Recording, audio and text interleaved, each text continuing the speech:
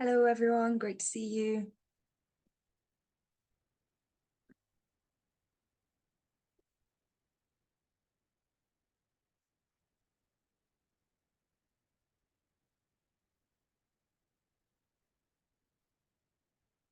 We'll just wait a couple more minutes to see as people arrive, and then or maybe a minute, and then we can get going and people can join as and when. But yeah, great to see you.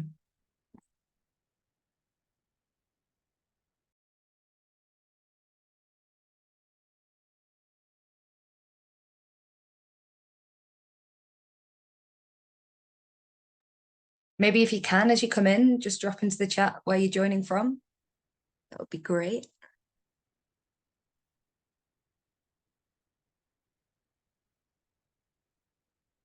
I mean, yeah, maybe I'll just start with the welcome, and then we can have people join as and when and start the presentation so we don't get too far behind. But welcome everyone. This is CIVIC SQUARE's first contribution to Global Doughnut Day, which is a global day of celebrations of practitioners all around the world putting doughnut economics, taking the ideas off the page and putting them to practice across different scales, from the neighborhood, the city. There's even some national festivals across the whole of like Brazil and Mexico, distributed across different universities, which is just incredible. We've been meeting kind of bi-weekly, plotting this for the past few months, and just really excited to be here with you all. You know, I was on a call this morning as part of the deals team, and there was people joining from Kenya, from India, from France, from Austria. So just so excited to be in community with all of you, no matter where you're joining from.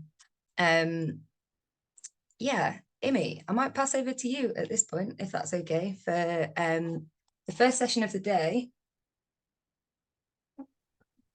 Great. Thank you so much. Hi, everybody. Lovely to be here. Yeah, I saw a tweet from Kate a few days ago where she was like, if someone could have told me in 2017 there would be a global donut day, she would have laughed. And yeah, I find it really interesting because I think obviously beyond the framework and ideas of the donut, which are really critical and crucial and have been a huge catalyst, of course, in accelerating, especially in the global north, conversations around the transformation of the purpose of our economic systems and what we need to be moving towards. Like, I think the work both has been really profound, but also more broadly this idea of us reimagining our economic possibility, so practically, and so now what I would say going quite mainstream, is really amazing to be part of. So I'd love to just, like, before I get started, because you've got a bit of a sort of banger of a session here, right? I'm going to go really deep into why we are using the donut at CIVIC SQUARE. It's not a particularly practical one. It's really there for anyone who's like, strategically, why have you stuck with something like the donut since 2017, 2018? And I'm going to take you through that journey and frame it into how CIVIC SQUARE is thinking about the climate, social, ecological transition, how the framework sits not really as like a project that we do or that we started and then stopped, but actually at the heart of the work that we're doing. So it'd be really good for a couple of seconds in the chat just to and I absolutely don't mind everybody having their cameras off, but you know, in the spirit of just, if anybody wants to give me a smile and say hello or anything like that, it's lovely to see, because it's always a bit weird just talking at people. But of course, if you're somewhere where you're like, listen, I'm having a break and putting my feet up, I do not want you to see my face, I actually also don't mind. It's just like a nice thing, isn't it, to be like, hey. So I'd love to know in the chat a little bit about what's sort of brought you to here, what you're hoping to get out of this particular talk. Even if it's just a couple of points you can share in the chat, it would be really nice for me to know. And so yeah, I'm going to really be going quite deep into the story from 2017 in order to help communities, organizations, individuals, collectives, perhaps people working within institutions, to be able to situate what it might mean to take a framework like this and embed it deeply into the way you are thinking about the work you are designing. So that's what I think I'm here for. I'm going to be telling you the strategic overview, but I'd love to know what you're here for. And it's lovely to have people from Aynsham and Derbyshire, Norwich, hello nearby King's Cross. Oh, hey Amanda, Philadelphia, USA. Woohoo! Nice to meet you. This is exciting. Okay, so you'll probably know from when I start talking, I really like to know who is here and what they're interested in, because a lot of our work is very much rooted in rebuilding our relationships with one another and really looking at how we unbundle these ideas that the story around the economy and economists are like somewhere in big offices with huge brains making big decisions, and then like the type of work that we do is somewhere else. And so some of that is really useful for me to know. Thank you so much as well, Heather. That's sounds really amazing. So okay, right, I'm gonna kickstart, and I also don't mind if you have your cameras off once I get talking. It was just nice for a little moment to see all your faces, and I don't mind if you just put your feet up and listen. And what the team will try to do is also like connect you to links and things in our work that amplify what I'm talking about. So basically, if you're interested in some of what we talk about, this document, which I have clearly nicely placed next to me, ready for this moment, was a kind of, I don't know, like what's the right word, is we called it the short report, but it's like it's sort of a window in. Every single page of this document has QR codes. It has links that takes you into a Notion dashboard, which the team will put all of these links into the chat, that expands on everything we're going to talk about with as much openness as we can possibly manage as people who are practitioners also in a neighbourhood and on the ground and not always at their desks all the time. So if I just run over something really, really quickly, it's because there's a lot more detail in that document, and this is also available to download, and we can also post them out to you. So if you really want a physical copy, just DM Sarah your address and we can get that to you. So okay, let's go. I'm just going to share my slides, and can everybody see that? Can I have a thumbs up from maybe Nikki or Kat? Yeah, perfect. Great. So thanks so much for joining us, everyone. CIVIC SQUARE, in essence, is very, very focused and interested on this idea of what it means to build civic and social infrastructure at the neighbourhood scale for the climate, social and ecological transition that we are in the middle of, that we face, that we need to steward. And I say that really, really carefully because there's a lot of, and slowly, because there's a lot of specificity in the language that we use around the neighbourhood scale. Why we believe that is so powerful in a strategic and like meta sense. The civic and social infrastructure piece is very particular. And then this idea of transition, which we'll talk about. Now, loads of you might have gone to Kate's morning talk, right? So she talks very clearly about the shift from an extractive and divisive economy towards a regenerative and distributive by design one. I'm not going to be talking about that too deeply. And she's talking again this evening. If you missed that, I'd thoroughly recommend going and getting some of that wider picture. And more particularly, we're interested in what it means to organise at this scale for a number of different reasons. And so I thought that I'd share a few sort of strategic, bigger picture pieces that I don't think any of you in this room need me to necessarily repeat, but it's always useful for all of us, isn't it, to ground as to why we're here and why we're doing the work we're doing. And throughout my presentation, just to remind you all, there's not lots and lots of super practical bits. In the next session I'm doing with Kat will go into more practice. Later on, Nets and Daniel will, later on again, that will happen. This is really to try and give you a bit of a strategic overview of how we've thought about organising. So I guess this, like, you know, we're all here for a number of different reasons. I could tell you a very like personal origin story, but I thought, let me just figure out like where to start from a strategic big picture. And so I think this paper from the Working Group 1 IPCC report that came out in 2021, which talked about the physical science basis of climate change, is probably, a good place to start in terms of what really brings us here, because it was devastating. It was one of the first times that we were able to see the deep impacts that were already we'd already hit, and that were on their way in terms of the impacts of in this case climate change, but also the broader stories of the ecological and wider climate emergency that it's situated within. But I remember seeing this front page and also incredibly, whilst finding it incredibly disturbing, understanding it also as a very hopeful piece of work. And I think it's this bit at the bottom that talks about worlds apart, a story of 3 possible warmer worlds. The future will look different no matter what. Just how different is our choice was actually incredibly hopeful place for me to be able to start from. Because I think that when we look at the work at CIVIC SQUARE, we understand that it is situated within a context of being many people who have not originated from the UK, largely from the global south, who are now here in first or second generations.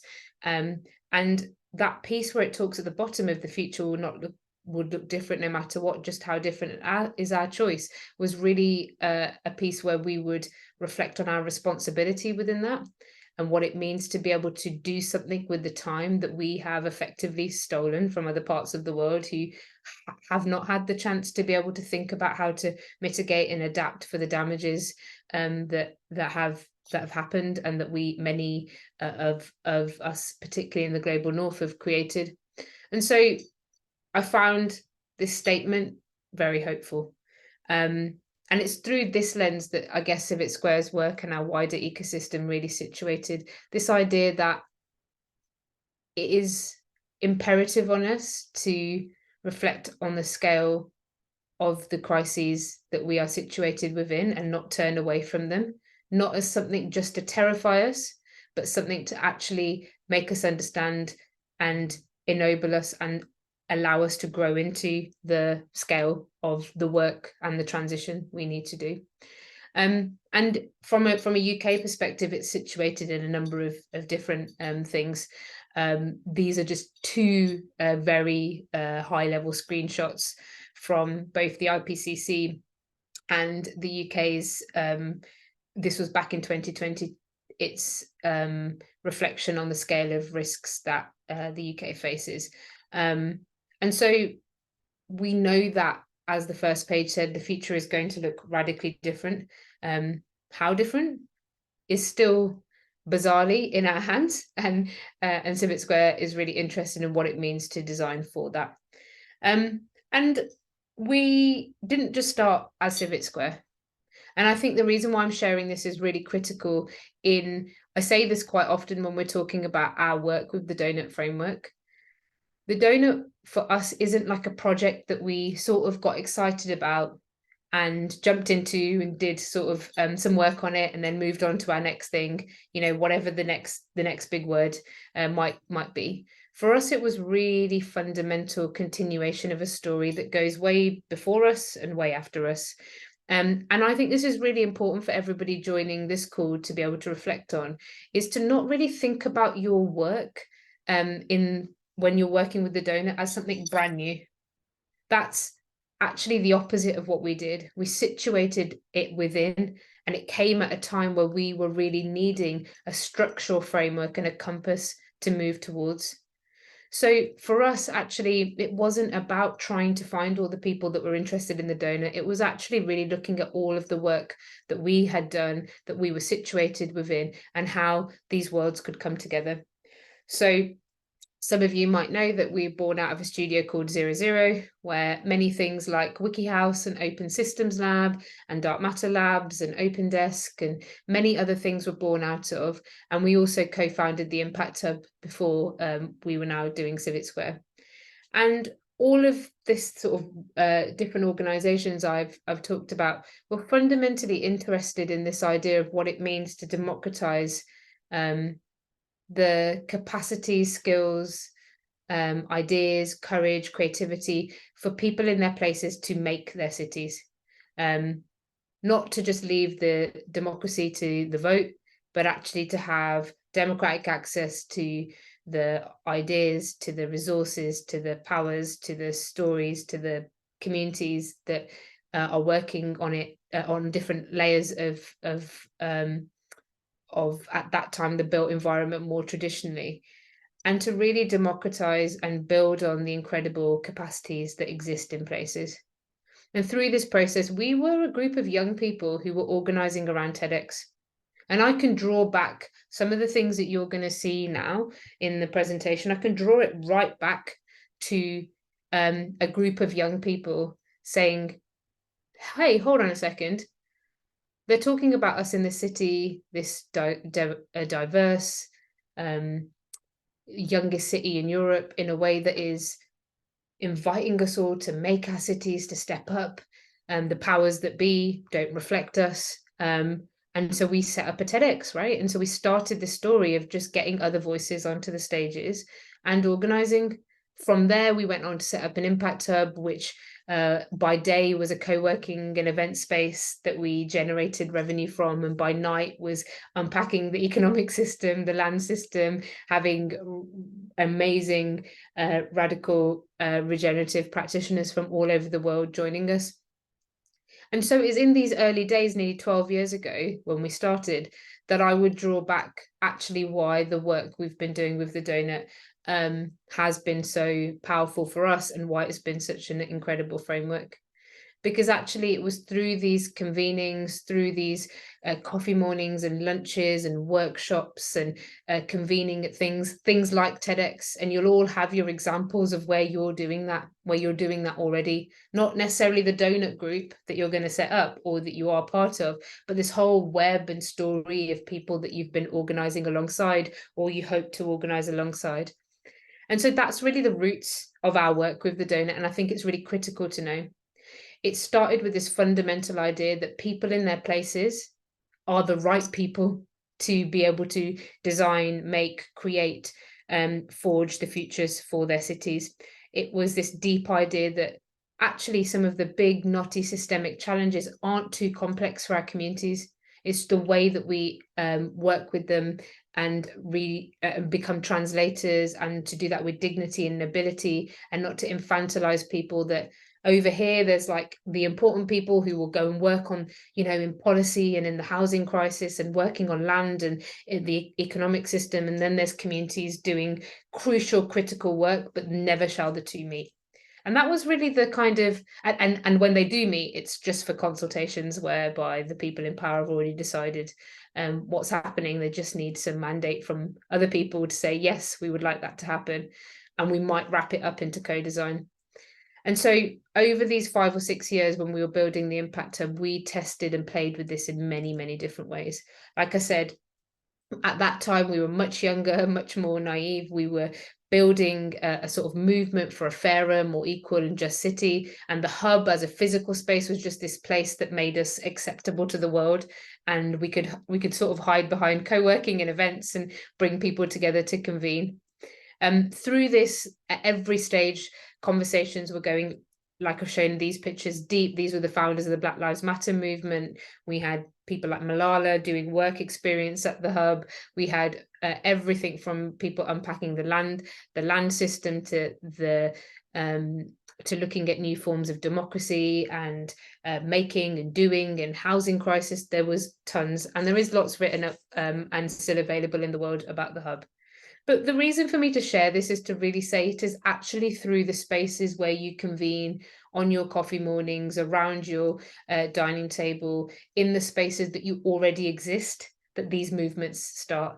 They don't necessarily always start from just trying to find all the right people that you think you need. We didn't start with a data person. We didn't start with a community engagement person. We started really firmly rooted in the work and the convening and the passions and the ideas that we were passionate, that we cared about. And ultimately, at this time, we were young people that certainly nobody would think that the future of the economy certainly wouldn't be in the hands of this renegade group. And it turns out that there were, oopsie daisy, there were some people who believed that the same sorts of stories that we did. And in 2018, in January, we invited Kate just through a DM to Civic Square because Andy, one of our previous co-founders, as you can see, just introduced the book over lunch to whoever happened to be around the table. And it seemed to resonate. Kate joined us that January. We did a week-long deep dive where we held dinners, she talked, she shared. And before deal or anything like that was formed, we started to ask Kate, and others around the world were asking Kate, how do you make this practical? How can we do this in our place? How might we think about this where we are? And we were asking that question too. And just to be really to connect you all to it, because all of you will have these moments where you will know that things changed in the work you're doing through a critical moment where a number of people who believed in some bold, ambitious, courageous things said, what if we tried to? And it really was a moment like that. At the end of this was a talk, I think in the day, that evening there was a dinner. And then the next day we were going to meet up and talk to Kate, having explored all the ideas with our community. And so at the end of that day, we'd sort of left her with the question of how would you make this practical? What would you do? How would we start?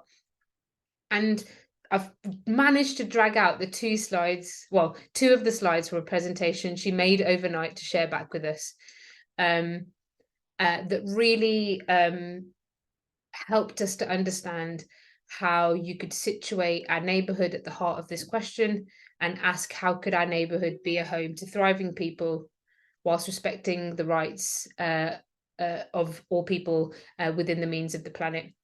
And she started to share some of these different slides. She'll hate me for sharing these now because we these are 2018 design choices. But she encouraged us to take the 2D donut off the place and bring it to life in lots and lots of ways.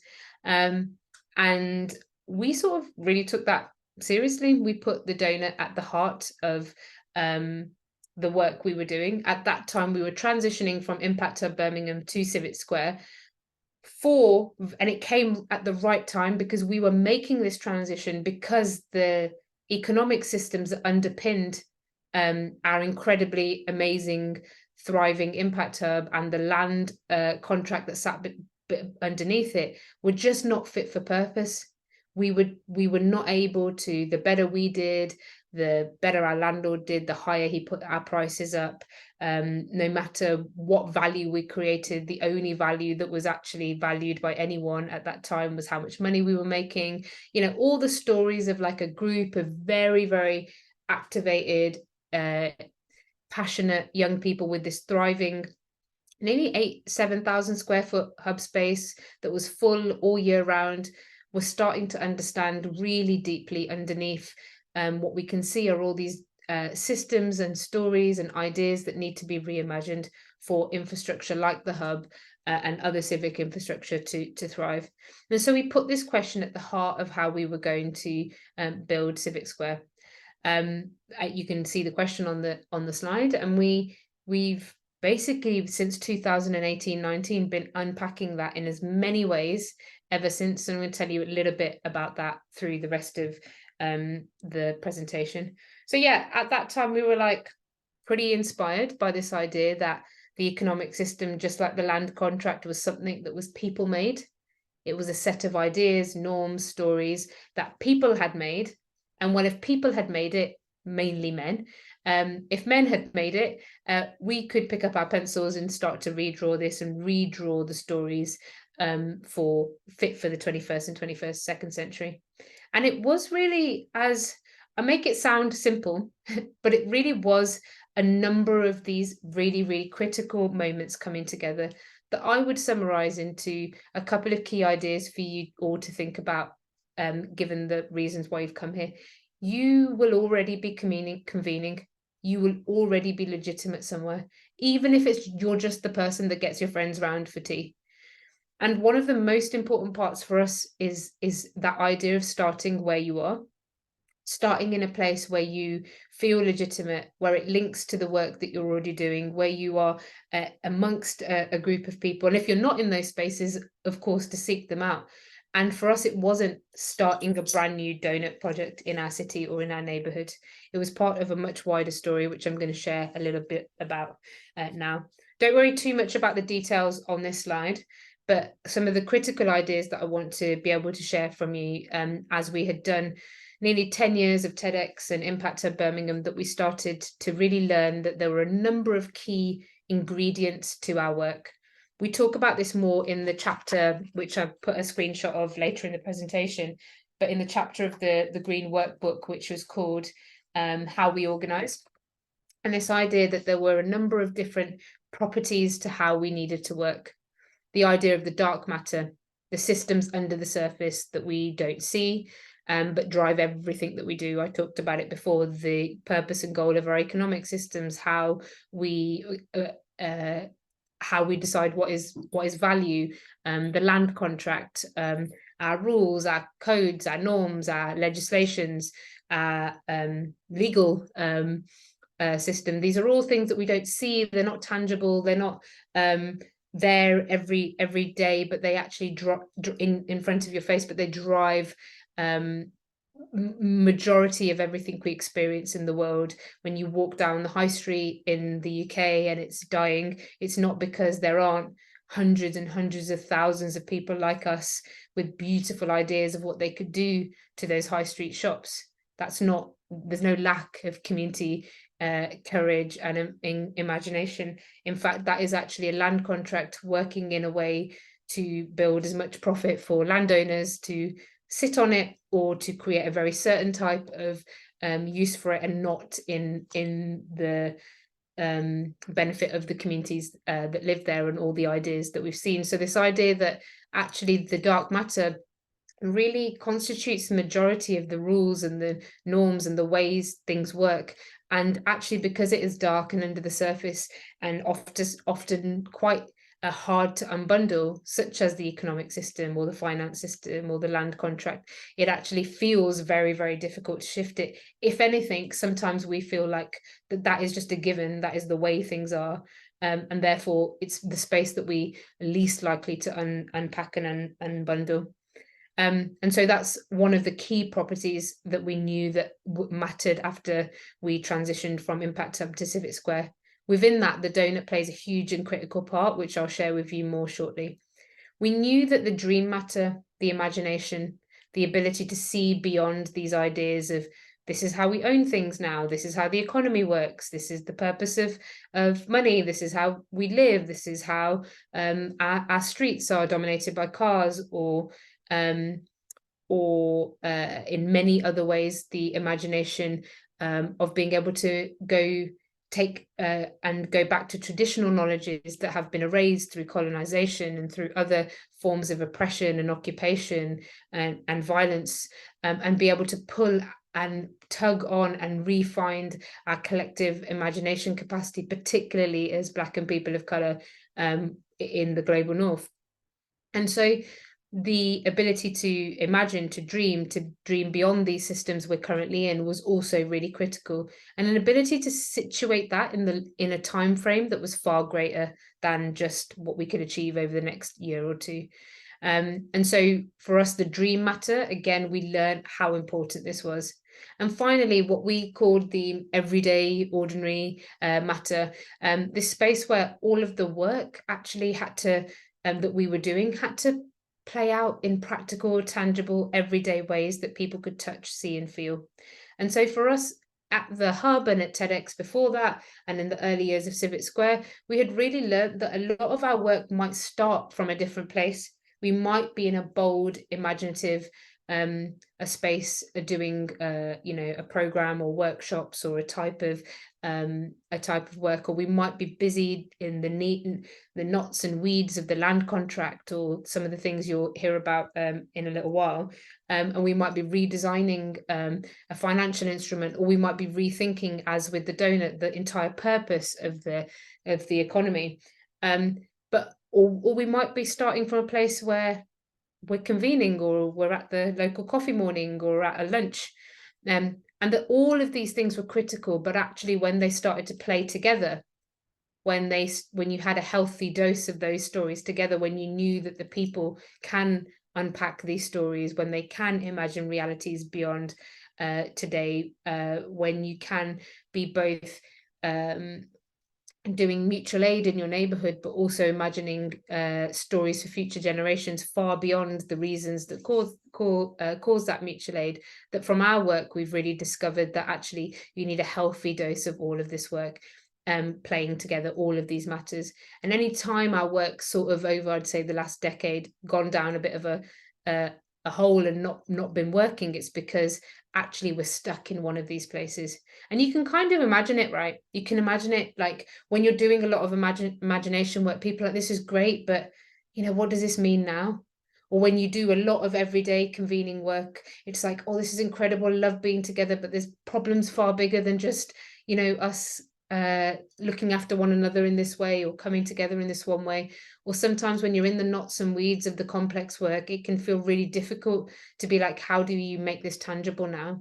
So for us, it's constantly a dance between these different layers of work. And critically, to finish on this bit, critically, we create no hierarchy. I mean, it may happen because society has its own hierarchies of what work is important, what is rigorous, what is knowledge, all of those ideas of what epistemologies matter, they play out all the time.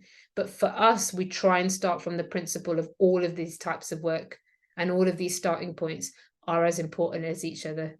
There is no more rigorous or more community or more, that actually they are critically and equally as important as one another. Doesn't mean we always get it right, but these are the principles that we've really started from.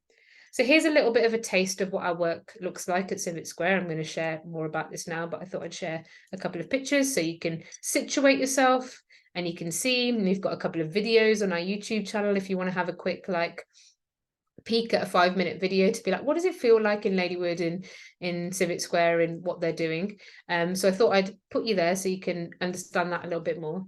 And at the heart of our work now at Civic Square, and over the last four years now, good Lord, it's time's flying by, is this question of what if the climate and ecological transition and deep retrofit of our home streets and neighbourhoods were owned, governed and designed by the people who live there? This is a real fundamental question at the heart of our work, and it feels like a really huge question. And it, in many ways, if you're in the UK, it might feel impossible.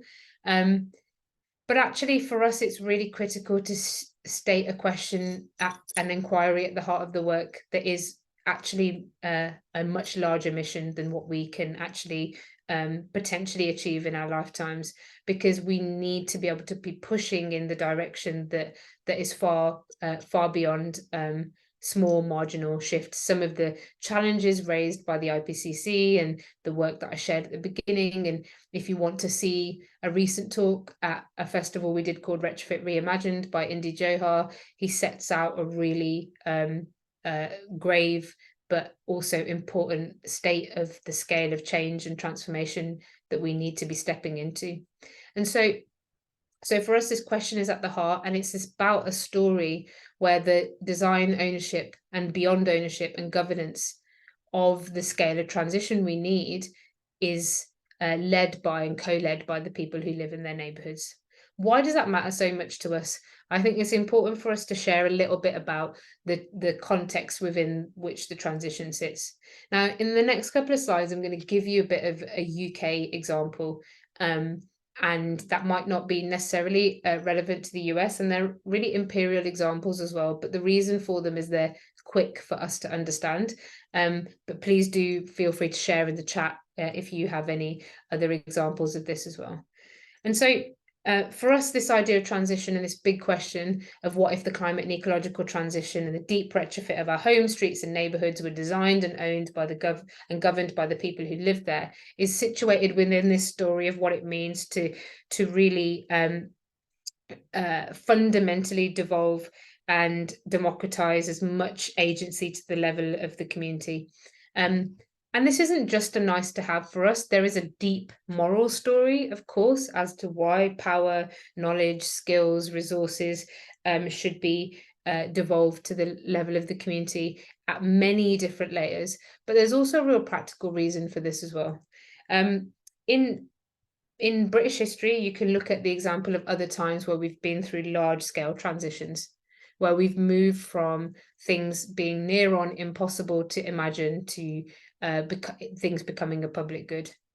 So in the early 1900s, this idea that in the UK of what if healthcare was for everyone, not just at point of need, what if health, sorry, let me start that one again, got tongue-tied. We just come out of a big festival, so I'm a little bit tired today. Apologies for that. What if healthcare was free at point of need, not just if you could pay? That would have been a completely bonkers question in the UK in the 1900s. And all around at that time, there were medical aid societies. Tredegar Medical Aid Society in the late 1800s, early 1900s was a group of people that had been organising around their own material need to create a small cooperative that would add small, modest weekly contributions to a pot and started to build their own medical system. 60 years later, Tredegar Medical Aid Society was used as the blueprint of what would then go on to become the NHS, an infrastructure that became a public good to help a society transition, albeit our welfare state is very much built on the spoils of empire, so it shouldn't just be held up as an example of a perfect example of transition. But we had to move our economy post-war, was struggling. We needed to rebuild the health of the country. And we knew that a prime minister couldn't just stand up and say, can everybody just go and get healthy? And people were like, yeah, great, I'll grab my trainers, going to go and get healthy and rebuild this country. The political system of the time knew that you had to build this from an infrastructure perspective. And why does the neighborhood matter so much in that? Because often people who are thinking about how to work with tools and frameworks like the donut like to jump up to the city and state level and be like, it's the only level at which we can organize. But the NHS showed that when we built a national system to improve the health of the country and put people at the forefront of that we built the national system, we built the regional system, but then we built the neighbourhood GPs, democratic access to health where people were. And so critically, if we were to draw comparisons of this time or the same sort of story in the late 1800s, around the formation of the libraries and democratizing knowledge to people as the industrial era was coming towards an end and a new knowledge economy was being born, we know that at many, many different times, building infrastructure, knowledge, access to everything from data to spaces to skills, this is part of a long history of what you need to do when your societies need to transition at scale. If they need to move from one, in this case, extractive, divisive economy that is in complete opposition to a thriving planet and arguably thriving people, and we're at the end of those days, and we need to move to a regenerative and distributive one. We need to build the infrastructure to help support this. And so for us, we draw a lot of inspiration from these transition examples about the role of the types of work that we're trying to do. And so for us at CIVIC Square, like I said, it's about being able to build that demonstration of the dark, the dream, the everyday, the frameworks, the story, the narratives, the financial instruments, all the dark matter, the everyday, as part of a long-term mission, going back in the early 2010s for us, but building on the shoulders of many people before that, and long into the future beyond us, whereby actually the infrastructure that communities and neighborhoods need to be able to make such a vast transition is in the hands of the people where they are, not only because it's a nice and moral approach, which we know we very much are coming from that space, but also because examples like the NHS and the formation of the libraries and other public goods show that you can't make these transitions from a top down. You cannot shift from one way of being to another just from a top down, a few people in power, or the state will lead this. You have to fundamentally empower people, build new infrastructures, devolve as much agency and resource down to the scale of the neighborhood. And so for us, the home street and neighborhood is a critical layer, and that's where the work of the Neighbourhood Doughnut really comes in. So we've split up into 3 demonstrators. I won't talk about 2 of them. I'm going to talk for the last few minutes about the donut more particularly. But the donut sits at the heart of how we're organizing around all of these. So the first layer of this is the neighborhood public square, where we are rebuilding an old industrial site, a very a good museum to the economy that we're a divisive and extractive and industrial economy that we're talking about, towards creating a space that is very much an exemplar and a demonstrator of the spaces, tools, resources, infrastructures that neighbourhoods will need to co-lead the social, ecological and climate transitions. We're looking at everything from land ownership to how it's financed to how it's governed. Now, in the next bit, I'm going to talk about the donut a little bit more. But when I'm talking about, for us, the donut is the work that we've done with the donut, and you're going to hear all day, is weaved into everything that we are doing. How we think about the land covenant that sits under CIVIC SQUARE is looking at what the most socially just donut-inspired covenant could be. When we're looking at how it is financed, we're looking at it being as distributive and as in service of the social and ecological aims as is possible. When we're looking at governance, we're looking at these ideas very much rooted in, there isn't like a donut project over here and then other projects we're doing at the same time. It's really about how those 7 shifts that Kate talks about in the book, and the work of many others that we build on, is really practically demonstrated through every part. If you're interested in some of how it plays out, even in our organizational design, it shows up in everything from our tech and tools policy to how we design our finance. And we'd be really happy to share some of this back of house with you as well. And so at the heart is this question about how we create the infrastructure so that people can be at the forefront of that. And through this work, we've really used the donut as a 21st century compass. In the next session, you're going to hear about how we built this all up from a data perspective, from a community perspective, how we looked at what was already in our neighborhood, moving us towards the donut. But for us, it is a fundamental framework that allows us to do both qualitative, quantitative research. It allows us to adapt it. You'll know that Kate believes in keeping its fundamental integrity, but you can add to the heart of it what matters in your context, in your community.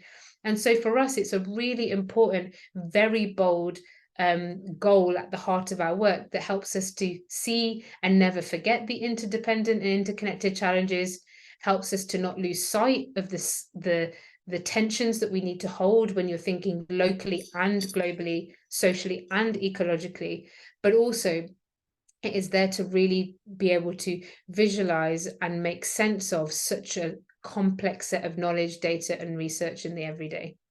We've been working on this in a number of different ways, and I'd really, really encourage you to look at this section of the report for the strategic underpinnings, because we did a lot of work building on, and there's loads and loads of links in that section that really back in 2020 built on some of the most inspiring systems organizing work from people like Dan Hill, who's now in Melbourne, and work that was happening in New Zealand and in many other places, and looking at the many different ways you have to be organizing to organize for systems change in your place. There's tons of links in there, and we'd really broken down and thought about quite clearly, how are we going to organize, putting the donut at the center, how we're going to use core principles of how we work in our neighborhood, and then how we're going to organize around that. And again, in the next session, we're going to talk about this a lot more. But for us, this meant really bringing those everyday dream and dark matter layers out. You'll learn in the next session much more about how we did a range of co-creation weeks over nearly 2 years, how we ran peer-to-peer programs, how we did festivals, how we consistently kept bringing things out into the open with our neighbours and rebuilding it from building a community portrait of place to a data portrait of place, and how this was based on a long-term sort of unpacking of what are the systems, the scale of systems change and systems organizing we need to design around. And it looked like many different things in many, many different ways, which again, like I said, you'll hear us talk about more in the next session. But it was conversations in parks, it was festivals, it was lunches, it was physical making and doing and unpacking through growing or through open making. It was through very everyday living room coffee mornings that we will talk about in the next session as well. It was big and bold and exciting, and sometimes it was very simple and everyday over a coffee or over a tea, exploring some of these ideas. It was in school playgrounds, in after school clubs, in growing spaces, with children, with elders, in different parts of the neighborhood, through creativity, through zines. It was through turning out freezing, empty, abandoned warehouse into a pop-up space for people to explore the 4 lenses. It was through looking at housing and retrofit. It was online through a peer-to-peer program with people all around the world. It was through building, using all sorts of different design thinking and canvases and ways of working to unpack these stories with many, many different people in many different spaces. And this is just to give you a bit of an example, but you'll hear more about Good News of B16 later on. But again, it was about not just looking at being these people who are like, here's all these new ideas. It was also about really fundamentally acknowledging that there was so many wisdoms, so much work already happening in our neighborhood. How do we uplift those, and how do we compost and start to move away from the systems that were not in service of this bold mission? And so you can read quite a lot about the history I've talked about and some of the work we've done through our story on the Deal platform. And as I start to finish off, I'm just going to share a little bit as to why I've just shared all those different pictures and stories of how we organized around that. One of the reasons I think that that we were able to be so multifaceted and everyday, and sometimes hugely strategic and sometimes hugely playful and imaginative, was because we really lent on quite deeply and rooted our work in the people who were already there, starting where we are, those who were interested in doing this, those who were in our team, those who were already doing amazing stuff in the neighborhood. The creative zine workshop was because one of our team is hugely interested in that. And I think for us, I would say, when you meet the large strategy I've talked about with the skills and wisdoms and assets that already exist in your place, that's how for us we were really able to unpack how should we create many different entry points, sometimes playful, sometimes imaginative, sometimes, if you've read our Reimagining Economic Possibility essay series, which you'll see in the which someone can share in the chat from the team as well, it was from many different starting points, but it was always from the ones that felt legitimate, that felt rooted, that felt connected to the skills we had. And anywhere where we thought something was missing, like the donut does not give an imperial and colonial analysis of how the economy ended up where it was. Anywhere we felt something was missing, we felt ennobled and empowered to bring that story to the table. And so we were able to create many, many different starting points. It was actually through what we did in 2020 and 2021 that Deal formed this idea of the community portrait of place, because we started in the neighborhood. We didn't start with data. We didn't start with, we must have the perfect answers. We actually started with skills, creativity, nobility, and many entry points of what was happening in the neighborhood. And that brings me on to third and final demonstrator, which for us is actually a real practical way in which we are trying to design around, because you get to a stage, as you'll see from our next presentation, you get to a stage where you've got this amazing data picture, you've done the what if, you've seen everything around you as is, you've got this amazing data portrait, you've done all this work, people have hoped and dreamed and they've done everything, and then you're kind of like, okay, now what happens after you release that report, or you share that visual, or what happens now? And so for us, those demonstrators are really about then how we bring the ideas, the data, the work, the dreams that we've learned into the design of the infrastructure we're building, or in our third demonstrator area, which is how we practically manifest and demonstrate that at a street scale. Through the retrofit and rebuild and reimagining of our streets fit for the climate and ecological emergencies, and for many things that we're working on, such as what will the neighborhood look like with a 3-degree temperature increase. And so for us, it's then again, you know, that moment of getting your visual or your donut data portrait built is not the end. And all the dreams, that's just the start. For us, then it really matters about how we demonstrate and think about all of those layers and those shifts and the knowledge that we have built into what we're designing. And so I'm just going to go to the end because I'm near the end of my time. And I was going to share a really quick example to finish, which is that this isn't work that is just happening in the donut movement, or just in Civic Square, or just in everything that you're hearing today. All over the country and all over the world, you're starting to see these neighborhood movements emerge in really powerful, high resolution, incredible ways. This example in Bristol is one where the people of a place have a micro factory in their neighborhood. They're reclaiming underutilized land, putting it into community land trusts, using principles of distributive making and doing to build homes, to learn skills, to organize together, and are working towards like really bold and innovative ideas of how to tackle the housing crisis in a post-war industrial, a post-industrial war, post-war neighborhood. That many people write off as, well, you know, that's not where the housing crisis is going to be solved.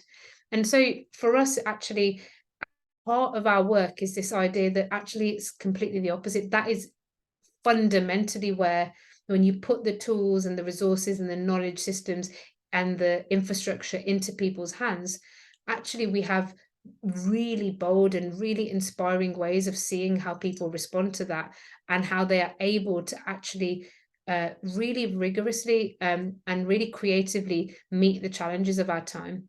And we'll know from the best moments of the lockdowns and the pandemics, which just sounds like a weird sentence to say, but we saw what happened when our neighborhoods were able to create a layer of organizing, of infrastructure, of coming together that wasn't in opposition to the city or to the state, but had a very different role. And so we would argue that actually the future is going to be, as Kate would say, the future is going to be practiced first and theorized later. It is going to be practiced at the scale of our neighborhoods. We are going to learn and build and know how to unpack the challenges of our time at the heart of the neighborhood, and the political system and the stories that follow that, and the ideas of how we get from a medical aid society to the NHS is exactly the type of examples we need to be drawing on if we're thinking about how to create transformation at a neighborhood scale. And so when you look at this, you're going to see it loads today. And I've purposely taken probably near on the opposite to what everybody will do when they're talking about the donut. Don't worry, in the next 2 sessions, we're going to go deep and super practical. But I've tried to start from a point where it's it is about the donut, but actually the donut actually is a framework that allows you to hold multiple interdependencies, multiple challenges, multiple opportunities, dreams, hopes, different layers of data to go, okay, this is where we are. We know where our communities hope to be. How do we start to actually practically manifest the what happens when you take these ideas and put them into design? How do we build a distributive by design anything, right? For us, it's a governance system for the building, or how we think about retrofitting our streets. How do we build a regenerative finance system? How do we think about how do we find all the other people in our neighborhoods that we need to be working on? Because no one group, no one organization can do all of this. And fundamentally, there is no perfect way through this, but how do we hold the tensions of local and global, social and ecological together? And what is a framework that we can even start to have conversations about that within? So you can see a lot of this in this document and how we thought about this. I thought I'd put another slide. Okay, I'll leave it there. And I'd really be up for talking to anyone who's thinking about how the donut will be beyond a project for them, but actually sit as a fundamental framework that will help to drive the scale of change and transition over the next 10 or 20 years. Whether we call it the donut in 10 years' time, probably not, hopefully not actually, because what we will have done is started to shift the purpose, the goals, the reason for the economy, what we hold, what we think value looks like, the directions, the frameworks, what we want to measure, what we want to tell funders we want to measure, starts to transform as a result of it.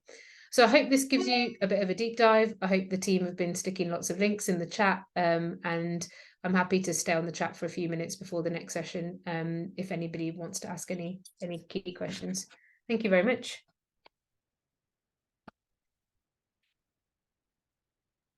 Thank you so much, Imi, for that excellence, as always. I'm going to invite people to just get up, have a cup of tea if you're planning to stick around for the next couple of sessions. Stretch your legs, and we'll just take a couple of minutes while people roll in and kick off at 3 p.m. So Imi's given a generous offer to stick around in the chat, so feel free to post any questions. Yeah, great.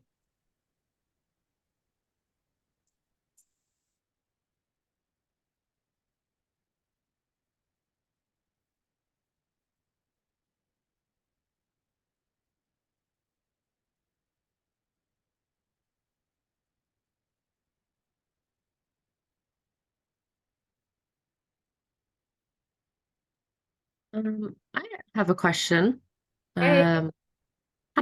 My name's Tatiana. I'm from Baltimore, Maryland, in the U.S. Studied in Sweden, where I came to learn about the donut economy, and now I'm based in Swansea, Wales, doing my PhD here on micro, small scale local interventions. And yeah, I was just really interested. Could you just talk a little more about so you said that it started from this research lab like 00. Yeah, does that still exist? Is that just a collective of people that all got together? And if so, could you just maybe, I know it's probably a really long process, but how you kind of started with, did you reach out to funders first? How did you kind of start getting the ball rolling a bit on turning it from to this impact hub, then to CIVIC? I'm really happy to do a quick one, and then Kat, feel free to be like, cut it, Imi, we've got to move on to the next session. And I'm happy to follow up with this as well, Tatiana. There's a few places where I've done quite a few talks on this as well. I think it's important to say this with some context of, we started in a very different economic climate. It wasn't glory days. Like, I still graduated into the economic the 2008 financial crash. But gosh, it feels different, doesn't it, to now? And so at that time, we were not funded. We were collectives and groups of people that were leaving. 00 were people leaving architecture, people fed up with business as usual, probably all the stuff that came before. We started to see these much larger shifts of of how things could be across the built environment or in other spaces. And yeah, and that was a collective of people that came together, a number of different things. They used sort of traditional architecture practice to start off and build things like WikiHouse and Open Systems Lab and Dark Matter Labs. And I guess for me, fundamentally, what came from that time was learning that like the education system was so oppressive that I didn't even realize that, if I'm really honest, it sounds naive, that people like us could redesign these systems. So for me, that early days with that group of people who, I guess they had a lot of privilege, and that's why they felt like very much like, hey, yeah, you can redesign the land system or architecture or whatever. From there, we crowdfunded for the Impact Hub. And then we used and Architecture 00, you know, were architects, and WikiHouse started with housing, and there's a very different starting points, but we crowdfunded, we built the Impact Hub, we then rented out co-working and rooms and other things, and used every penny we could to reinvest back into building this wider work and movement. And it wasn't until 2019 that we actually knew more about philanthropy and funding and approached funders for the transition to CIVIC SQUARE. And so, yeah, it was quite those 10 years were very DIY, self-funded, take from here, borrow from there, work with other people. And I know that saying that, especially now, just comes with a lot of, I mean, it wasn't any sort of, I don't want to glamorize that time, but I was living with my parents. We did things in like, we tried to make things work in as many ways as we could. But the last few years very much have been focused through philanthropy and raising resources. But I think I have to stop because we need to go on to our next bit. So I'm gonna be quiet, but I'm happy to carry on chatting a bit in the chat whilst the cat's starting the next session. Yeah, thanks so much, everyone. We could go on endlessly. And I think we spoke about this previously, Imi, but if there's specific things that you would like us to go into at in future conversations and hold space to be able to share in more depth around specific aspects of the work, then please do make those suggestions and share what you would like to learn and hold conversations from in the chat, and the team can kind of extract that and keep that, and we can curate those spaces, because I know we've got quite a packed schedule today. So I noticed a couple of people have just joined, so I'll start by welcoming you all. This is the second session of our programme on Global Doughnut Day, which is a day of international distributed festivals of practitioners who are taking the ideas of doughnut economics off the page and reimagining economic possibilities for their places, which is just incredible to be a part of and in community with these global change makers.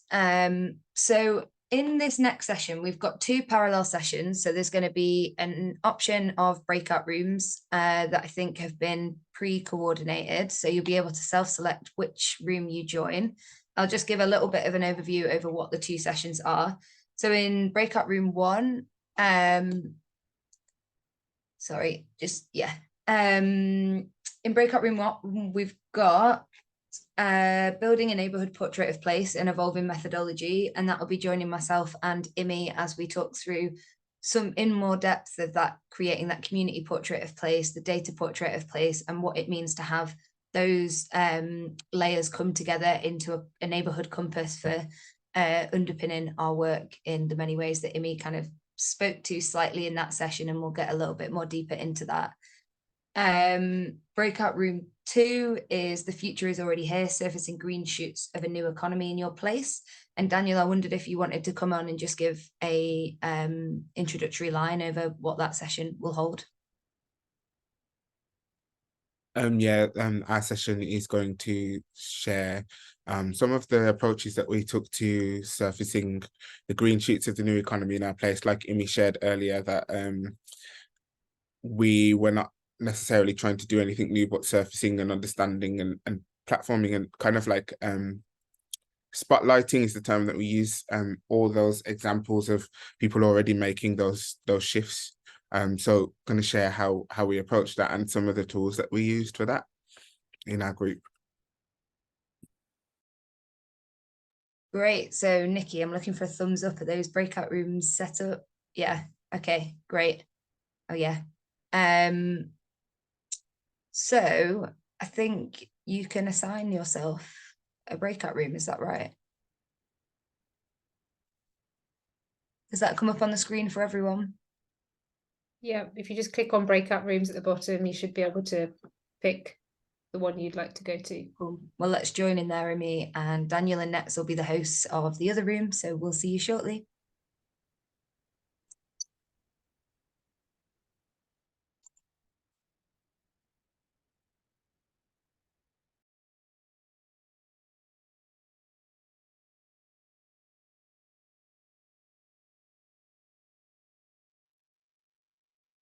Amy got cut off halfway through a sentence there, sorry, mate. I wonder how often that would happen if meetings had to finish, like when. Thanks everyone for joining. We've now got a 15-minute break. Well, it's not 15 minutes anymore because we ran over slightly. So we've got an 8-minute break. So if you have been in the previous 2 sessions, please do use that time. Go and grab a cup of tea, stretch. It's a long time to be just at a screen. I'm going to do that myself. So we'll kick off in about 8 minutes with the final session of Global Donut Day. So yeah, great to see so many of you here still. And yeah, see you in a minute. We should get, I'll say that again. Hi, everyone. It is 4 o'clock, so I think we should get started. This can be perhaps the first of the day, so we can start when we intend to. And we've got a nice spacious 2 hours for this slot. So thanks to everyone that's been with us for the entire programme. This is Civic Square's contribution to Global Donut Day, a international day celebrating distributed local festivals of practitioners who are working to taking the theory and the concepts and the ideas of donut economics off the page into transformative action in many, many places. I think there's over 35 places involved today across the globe, in pretty much every continent. So it's really, really great to be a part of it. So for this session, we are going to be talking about a just transition for the built environment, social and ecological foundations through the donut. And I am going to pass to my completely capable colleague, Charlie, to host this session and introduce the speakers and all the rest. So yeah, thank you. Thanks, Kat. I do hope that when someone writes my biography one day, the title will be completely capable. That's what I'm always going for. But yeah, thanks everyone for joining. It's something that I think we've been hoping to kind of build on at this scale of participation for a while, because in lots of different pockets, we've been seeing donut economics and a lot of related work take a sort of surprising kind of center stage with a lot of architecture and built environment discourse. And this is something that is not only really great, but also something that is, considering the impact of the built environment, something that's particularly overdue as a way of framing this sort of work. So to kind of ground this session, and as a little prelude before we introduce our really fantastic speakers today, I'm going to talk a little bit about the sort of context of our work at Civic Square and how we have come to this point of seeing the donut economics as a really powerful and important lens through which we can think about not only the built environment as a sort of condition and an entity in its own right, but also built environment practice and how we hold ourselves kind of critically within this context. So to start this off then,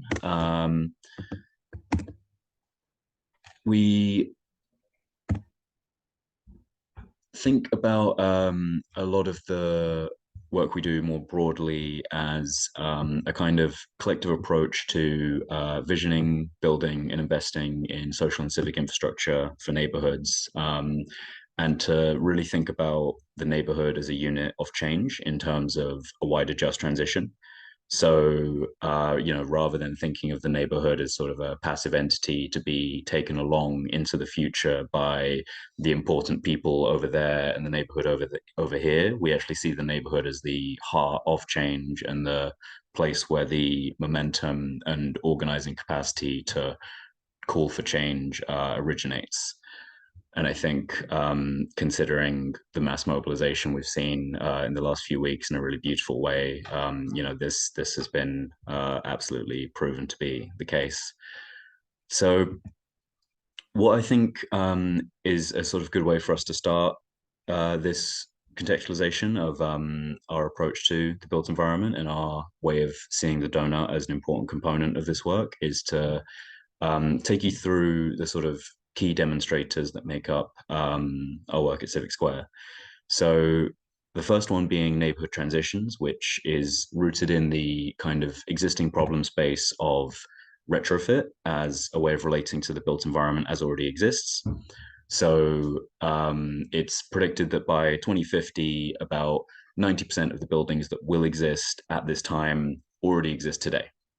So when we're thinking about the built environment, it really doesn't make a whole lot of sense to fixate purely on that 10% that has yet to be built.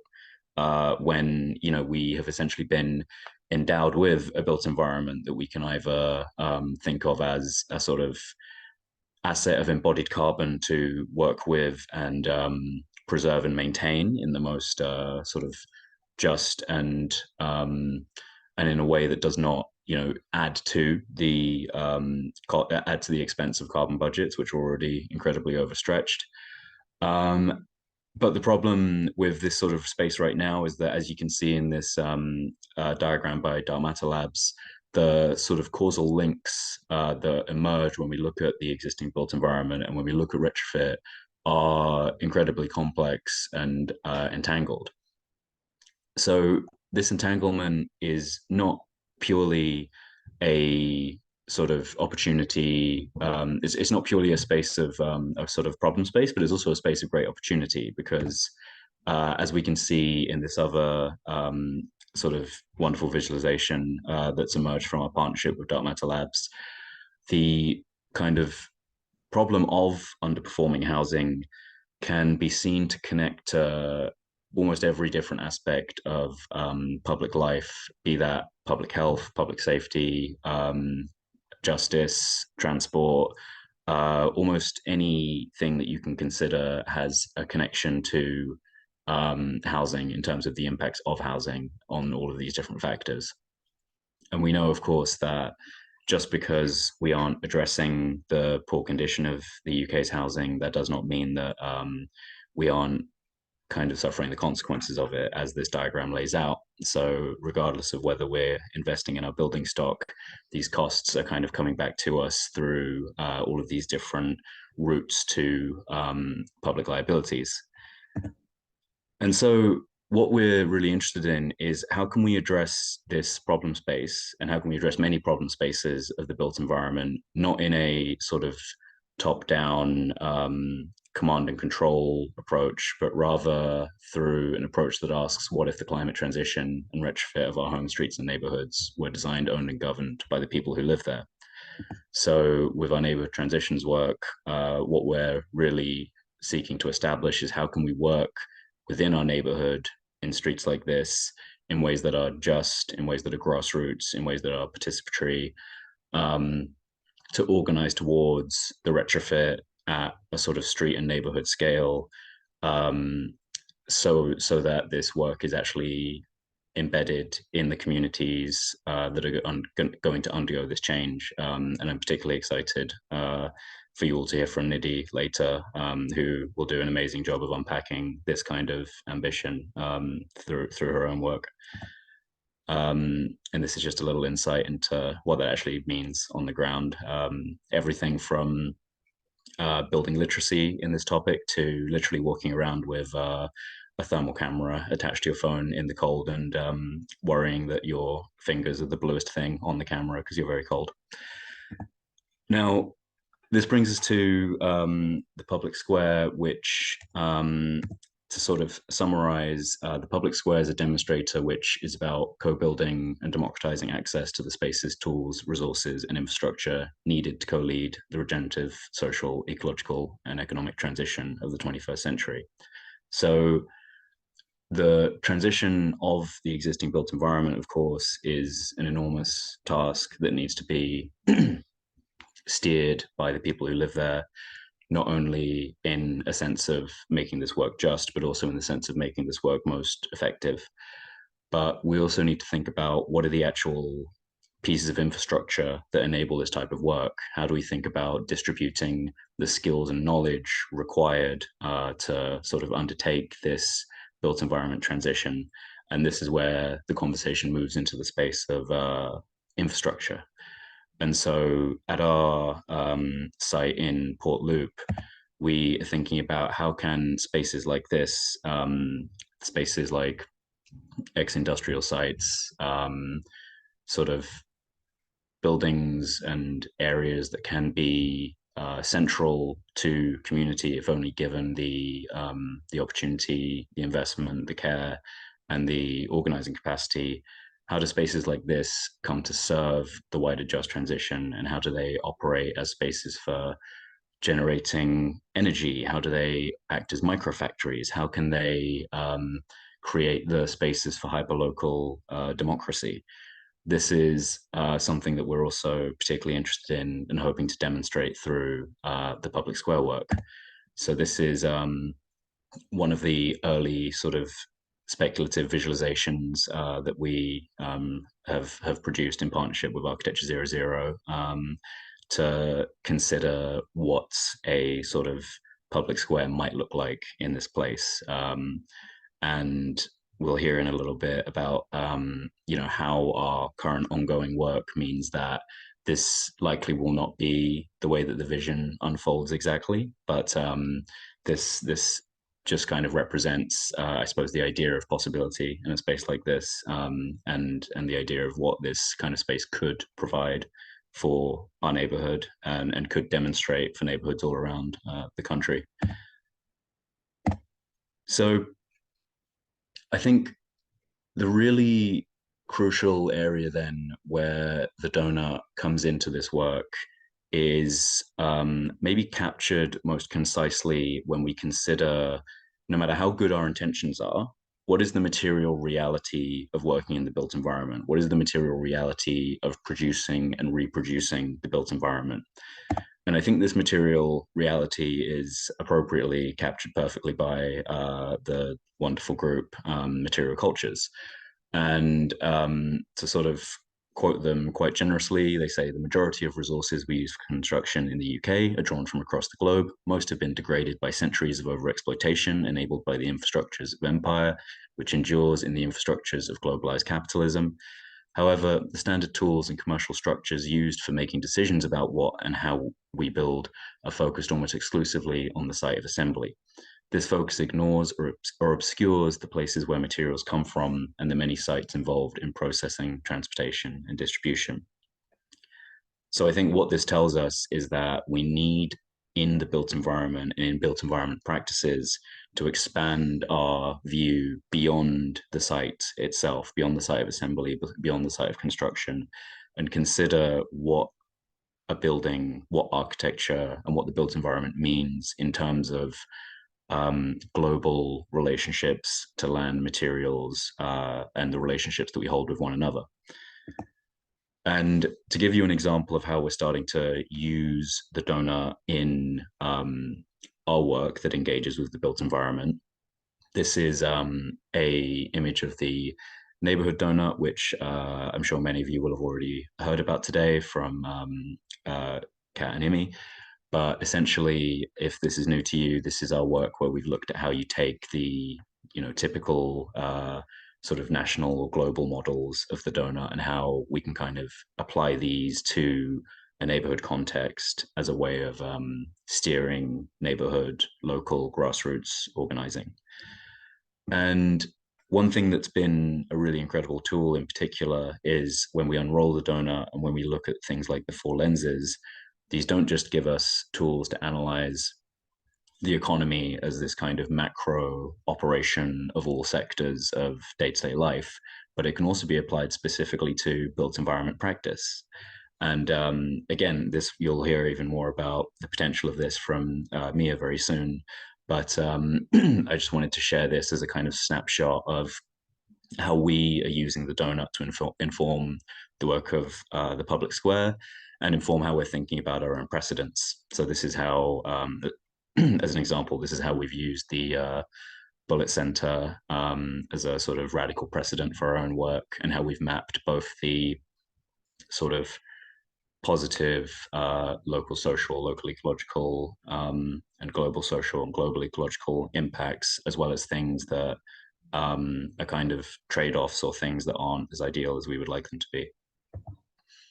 And so this this way of using the four lenses and applying it to the built environment really enhances our ability to think about the work we're doing as a participatory process of co-design.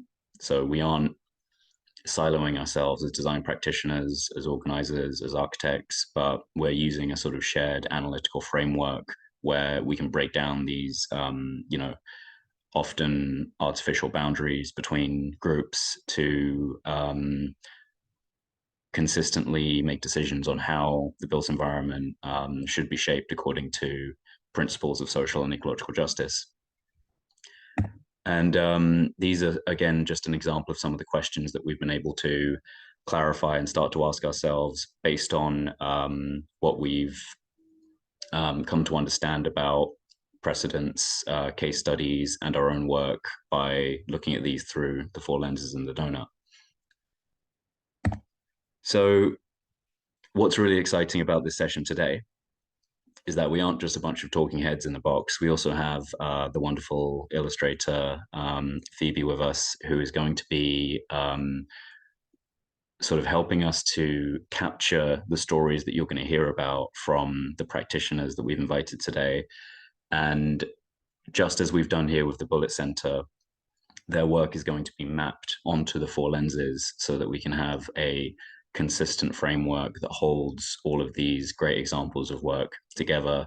And then hopefully we're going to be able to then use this sort of wonderfully illustrated four lenses diagram to steer our conversation section in the second half of the 2 hours that we have today. So definitely make sure that you stay until the end, because we've done this once before in person, and the illustration that Phoebe made was absolutely incredible. So I really am looking forward to everyone being able to see that later today. So yeah, just before we move on, I might briefly pass over to Imi just to kind of give a little bit more context about some of the work that I've spoken about that we're doing at CIVIC Square, and maybe unpack a little bit more about the connections between the donut and the built environment, particularly through our public square project. Thanks, Charlie. And I think most of you have now been here through the day, but I think one of the important things for us to highlight is that from what you heard this morning, early this afternoon, in the two different sessions around like the strategic reason for centering the donut, and then how we worked on the data portrait of place and the community portrait of place, is that it can be easy to put the donut as a panacea of like, you get to this point where you've done the data portrait, you've got a visualization, you've dreamed up what you want for your city, or you know, you've unpacked lots and lots of different ideas. We talked about all sorts of things that I think is really nicely encapsulated by Charlie's quote in Material Cultures around the impacts of imperialism and colonization. You can go through so many different processes and get to a point then when we've needed to ask ourselves, and lots of other practitioners we know who've been working in this way, whether they're using the donut as a framework or other markers for some of these big shifts to our land contract or our economy and the purpose of our economic systems. And so I wanted to just really draw out how critical it has been to try and continually turn those questions, the shifts in the book, the work of the four lenses, into really practical design questions, for the work that you're doing. So Charlie shared that really great page of questions, and within that, just to give a couple of examples, you know, we are seeking to buy the site, and when we buy the land, there is a model, community land trust model, which takes you to like one next layer of, okay, the community will own this land, but we still know that that puts people as the higher order entity of ownership over the land and the place in itself, right? So really being able to unpack about what it means to go beyond that. There's things that land can have, such as covenants, contracts between people and the land about what that land can be used for. For us, putting the questions of what does a regenerative and distributive, socially just land covenant look like at the heart of that question allows us to start to unpack and remake all the fundamental hard and soft wiring of the work that we're doing. And I wanted to kind of be able to just bring some of that in, because I think it's really important to know that there is, we've been able to, as you've heard today, do so much incredible work with actually thousands of people, both in our neighborhood and across the world, and in neighborhoods across the world. And we've got to some amazing points, and it's incredible to be part of that. And you might hear from the deal community often about some of the work CIVIC SQUARE is doing, and we're really grateful and proud of where we've got to. But it fundamentally still doesn't answer the questions that where you have to then, as practitioners, embody those questions into all of your design practice, whether that be organizational design, all sorts of different design processes.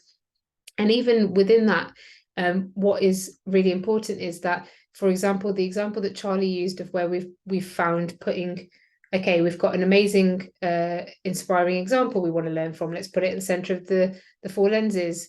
That's not going to give you the answer, but the deliberative process of understanding the trade-offs that you're actually making when you're choosing, say, in the example of the built environment and the public square, is like the materials you're using, the choices you're making, the solar gain and solar power that we could do here, but we know what's happening in Congo, right in front of our eyes right now, where there is huge genocide happening over materials.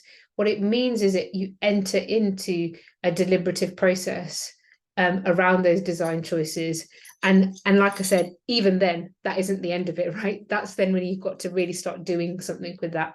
So my encouragement here with this, and again, for us, the public square isn't that we think communities and neighborhoods all across the country and world should take on huge, many 1,000-foot industrial sites and try to turn them into what we're doing. We know that what we're trying to create is a blueprint for how many spaces, high streets, village halls, libraries that are only open a few hours a week due to devastating cuts are able to begin to reimagine themselves as neighborhood, climate and ecological and social infrastructure. But I just wanted to emphasize that really the last nearly 6 years now of work with the Doughnut has led us down loads of incredible journeys with the community, with data, with our neighborhood, both creatively and more technically. But actually, there is no end point to this work. There isn't an end. You don't create the Doughnut visualization and then you're done. It's actually a continual process and practices of unlearning the sort of neoliberal capitalist ideas that we have about how everything happens, and being able to relearn other ways whilst being in that system and trying to demonstrate a future one. And so the process of deliberation, the tools, everything we share, it does need some leaderfulness.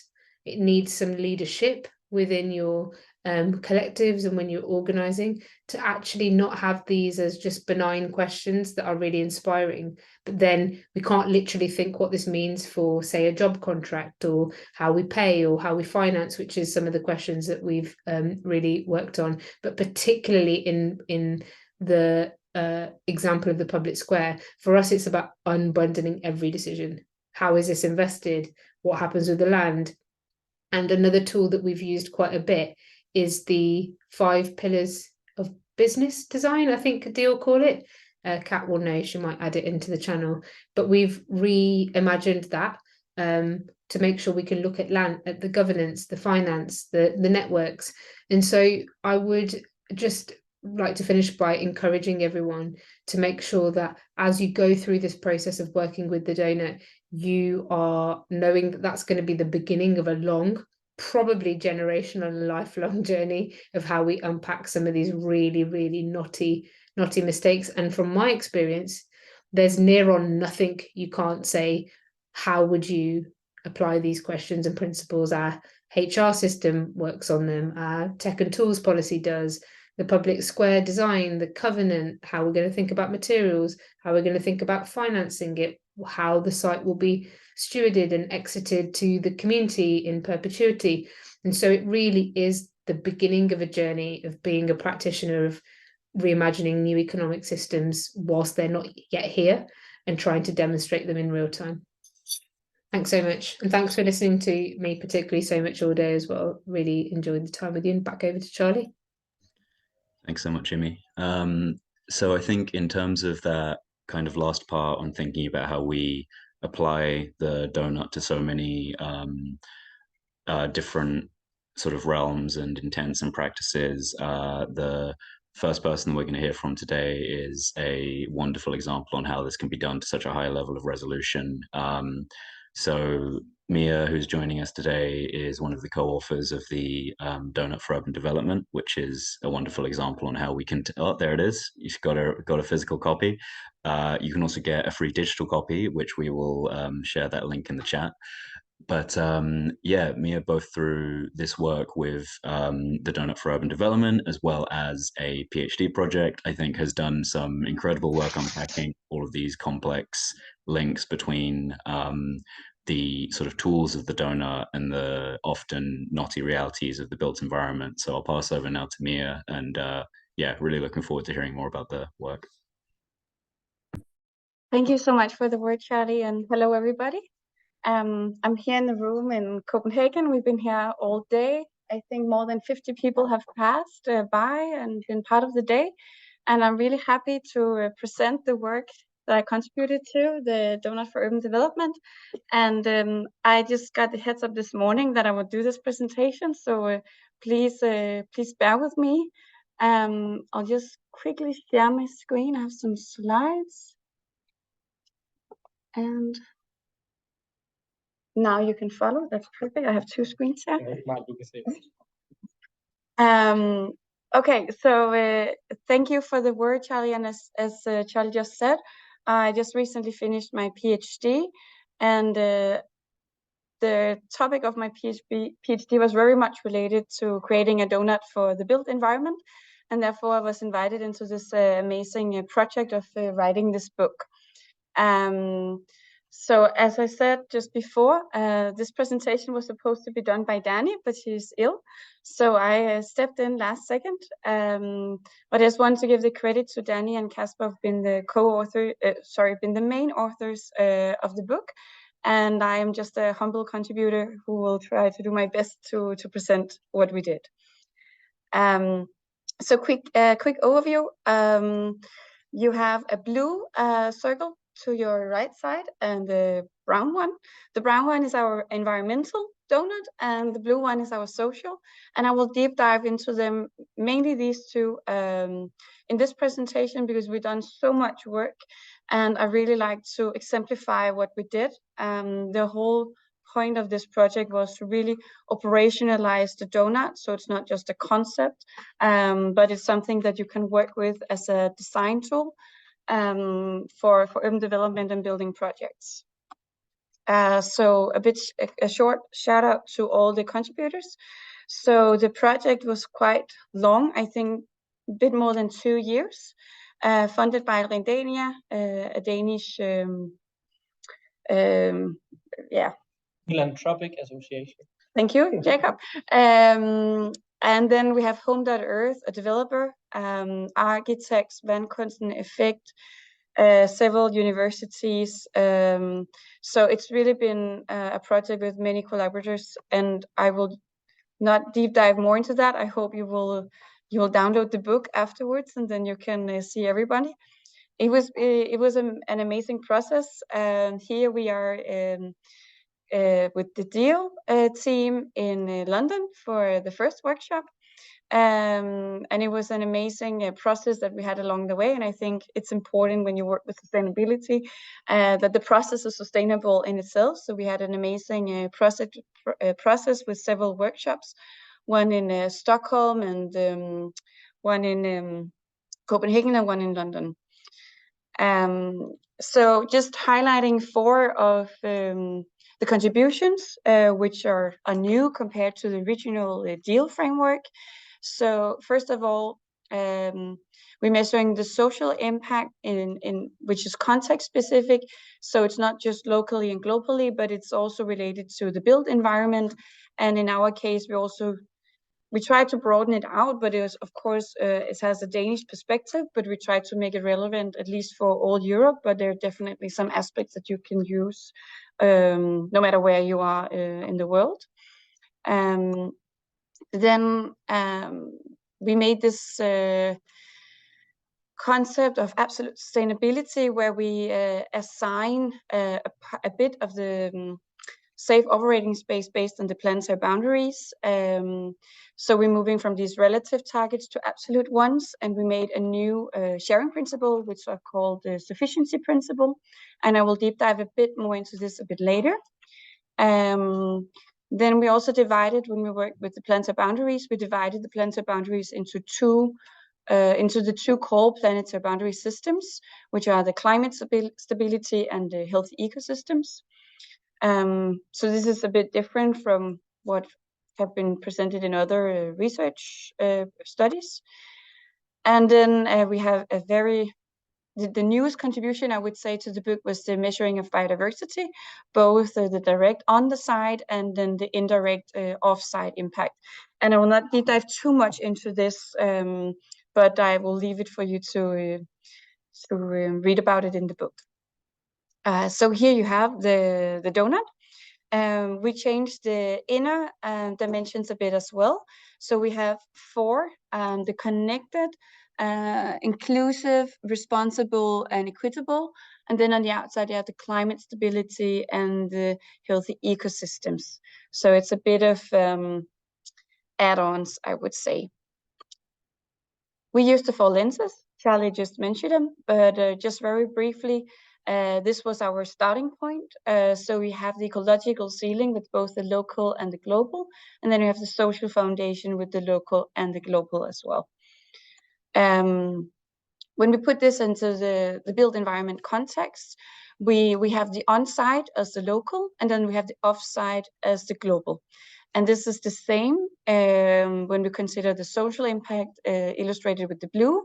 But then with the brown color, we have the environmental ones. But as you see, it's kind of the same, where you have the off-site and the on-site, actually with like a life cycle perspective. So now I'll just deep dive into the social foundation. I think it's easier to understand when you give examples, so that's my focus of this presentation. I'm an engineer, so I think maybe some of you can relate, but I guess it's always easier if you have some concrete examples. Here you have the social part of our donut. So we actually have two donuts, as you may have noticed, because there's so many indicators in total. But the social one is developed with these four inner ones: connected, inclusive, equitable, and responsible. And now I would just like to zoom in, because as you see, we got 48 different impact categories, as we call them. And below each impact categories, we have some indicators. And I'm zooming in so you can actually follow what I'm exemplifying here. So for example, under equitable, we have equality and diversity. And for the global perspective, we have an impact category called equal pay, equal work. And just To exemplify, we have a whole catalog full of ideas for how to measure this as indicators. We didn't set specifically this indicator, and you should definitely go for that, but we gave an example of different indicators to select from. But within this one, equal pay, equal work, we have a suggestion that you could measure, for example, numbers or percentage of suppliers that are compliant with equal pay policies. And to give another example, now we are in the local perspective.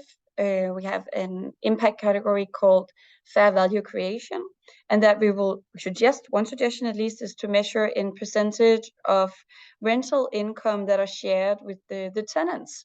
So how much of the revenue generated on the side will actually be distributed again into the local community. And this is actually what Home.Earth, the developer, Kasper Guller, who's the main author in this, they're actually doing that full scale in a new building that they're doing. And now moving on to the ecological ceiling. So as you see, the second donut here, and just briefly repeating myself, we have the climate stability in the top part, and then we have the healthy ecosystems in the bottom. And now I zoom in. So here you have a snapshot on a quarter of it with the local perspective. And just to give an example here, and the impact category could be limit new construction.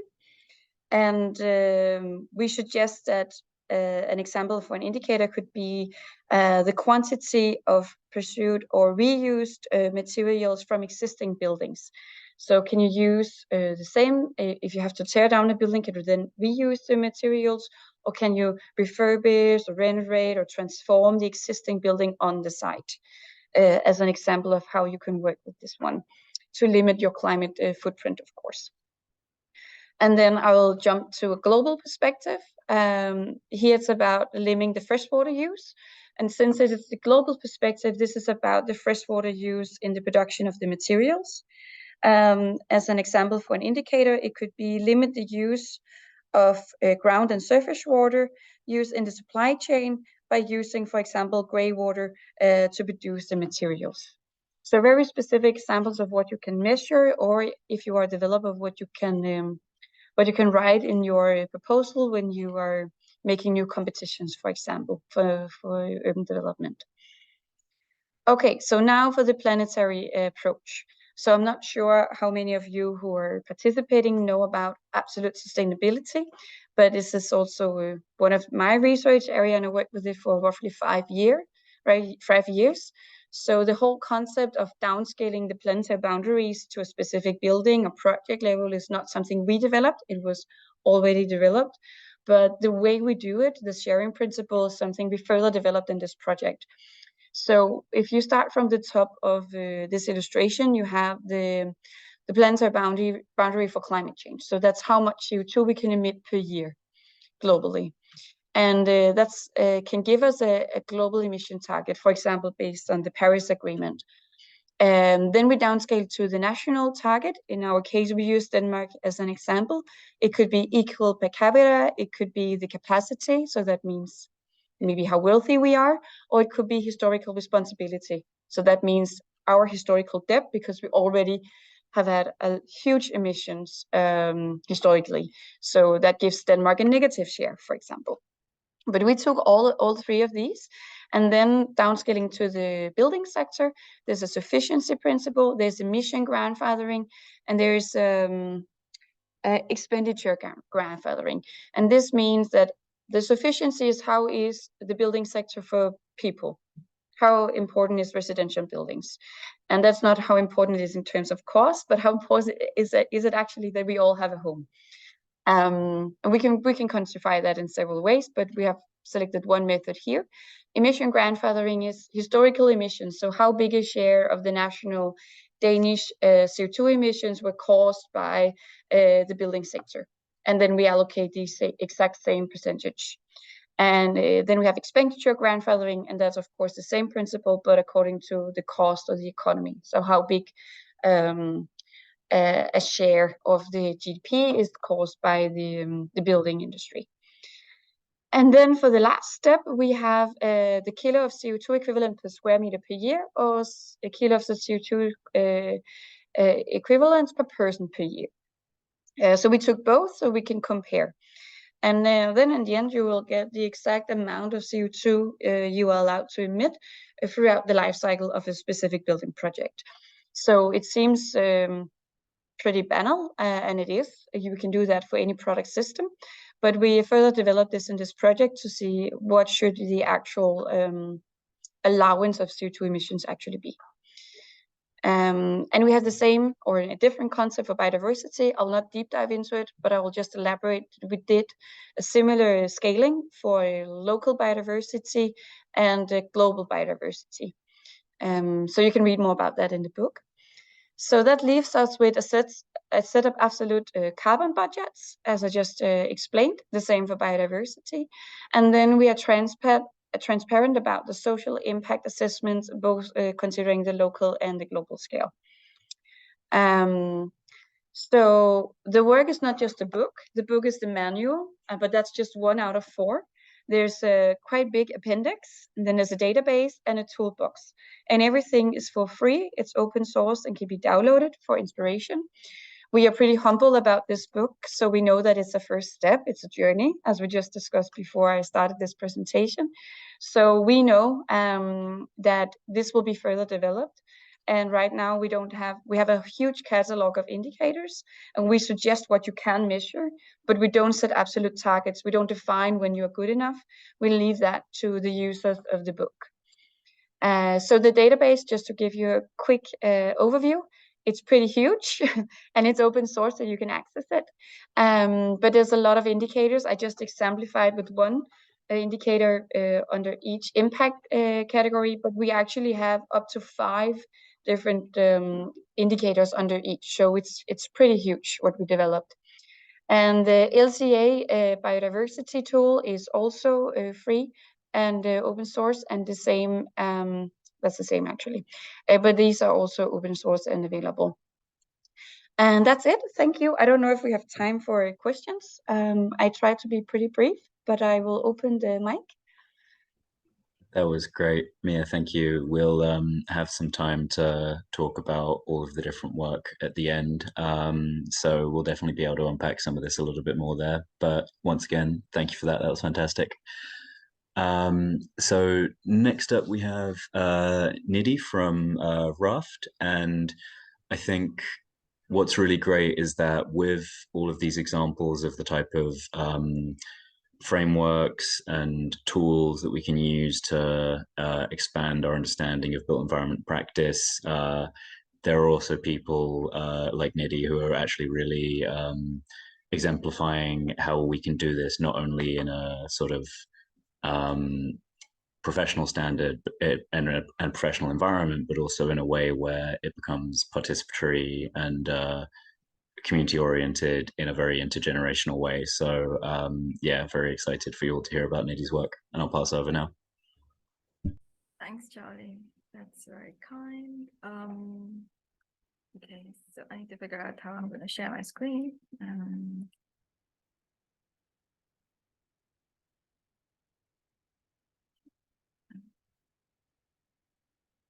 Okay, there we go. Is that kind of shared? Can you just Yep, that's perfect.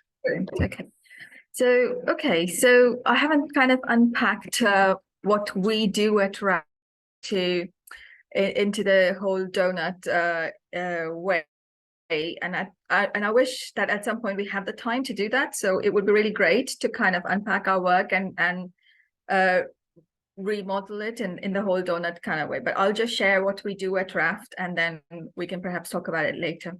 So thanks, Charlie, for inviting me and for the lovely introduction. So we'll just jump into it. So Raft is a community interest company. It's a non-profit company, and we all kind of work towards that goal of just transition and getting everyone onto that retrofit model. So, okay, there we go. Is it screen? We are a community interest company. We're predominantly architectural practice. We work with the individual schools and buildings. We also work on a high level estate planning kind of way. We do a lot of our work is rooted in engagement and education. We do a lot of research as well, and we create guidance and resources. So I'll try and share as much as I can today. So we have vast experience in-house from residential retrofits covering various types of ages and different types of buildings to different schools and also museums. Now we're working with museums, community buildings, town halls and libraries as well. So we do deliver deep retrofit with community engagement and net zero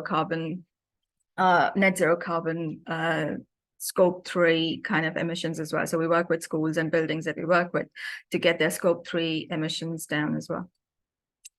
So consultancy and project works is high-level estate planning and individual school buildings. Engagement research includes whole life carbon studies and other technical studies as well. And we produce guidance and research. Our high-level project work is we kind of work towards getting a whole range of estates down to reduce carbons in a whole range of estates. So we kind of try to work with councils or dioceses and see how we can prioritize their estate planning so that we can reduce emissions by 80 to 90%, halve their energy use and improve health, comfort and educational attainment across many of the estates that they have. The aim is to reduce their energy use intensity, no on-site fossil fuels, and removing gas completely, and PV. Our individual schools then work with the same kind of principle. It's like, how quickly can we get rid of fossil fuels from the school estates? How much work we need to do that? How can we get that funding available for the schools to get that work done? And how can we get the whole community involved and excited about that sort of retrofit work? So individual school planning is site analysis, thermal modeling. So it's all front-end kind of work, options analysis. Then we create a retrofit, step-by-step retrofit plan. We go into funding. We find various sources of funding, mainly being currently it's in UK, it's public sector decarbonisation fund, but it could be other funding available as well. And we look into those things for schools and how we can then relate that funding, match that funding to the retrofit steps. And then we deliver a full REBA stage 1 to 7 detailed design package as well, and on-site delivery. So I'm going to go into a small case study of one of the primary schools that we've done. So we started engagement from early 2021. We delivered a heat decarbonization plan for the school. We then applied for phase 1 retrofit funding, and we delivered that over a course of 2 years. We then realized that the school, we worked with school to kind of understand the whole school's ecosystems and delivered a whole package of works around rain planters, rain gardens and trees around schools. So kind of sustainable urban drainage kind of project. And then we have recently applied for a phase 2 kind of retrofit funding for it, and from PSDS 3C, and that would see the whole school being decarbonized. So it's an over a 5-year kind of thing and not instantly. So this is the school. It was built in 2021 and then has various extensions, so different types of buildings in one kind of school complex. So this is our first workshop that we did, which is getting to know your school. So we get the kids to walk around the school, understand the school building, but also to look at all the archive information available in the school itself, and get to understand their school building so they help us to understand the school building. They go around looking for various things in the school, like the age of the building or the break bond in the school building, or where the rainwater goods are, or if there's any damp patches. So they kind of do this little active action research with us to help us understand the building. And then we do a little workshop called Follow the Heat. So they're all given a thermal camera, and they start with their classrooms and radiators in their classroom, and then it takes them to the boiler room, and they understand how heat kind of comes into their classrooms. And the ventilation as well. So and points of leakage. So what we mean by a leakage and what that does to the building. And then we do a whole school ecosystem kind of workshop with them, and try to understand the nature in the school, of where the food comes from, and then what happens to all the waste and energy, travel. So they kind of get into the whole scope 3 emissions kind of bit as well. So this is us understanding the waste, and them questioning why there is an apple in the bin, or whether the plastic bottle should have been in this waste bin or not. And then we do a kind of a retrofit workshop call, where they build a little house for their jacket potatoes, and then we measure it at 10 minutes intervals, and we talk about insulation properties and air tightness and natural versus other insulation products available. And we're monitoring the schools as well. So we monitor their CO2 emissions, but also their energy use and humidity and temperature in the school. And this is, so at this particular school, the art teacher is very involved and got very excited by what we do with the kids. So this was then taken up into their art classroom. This is their visualization of CO2 monitoring.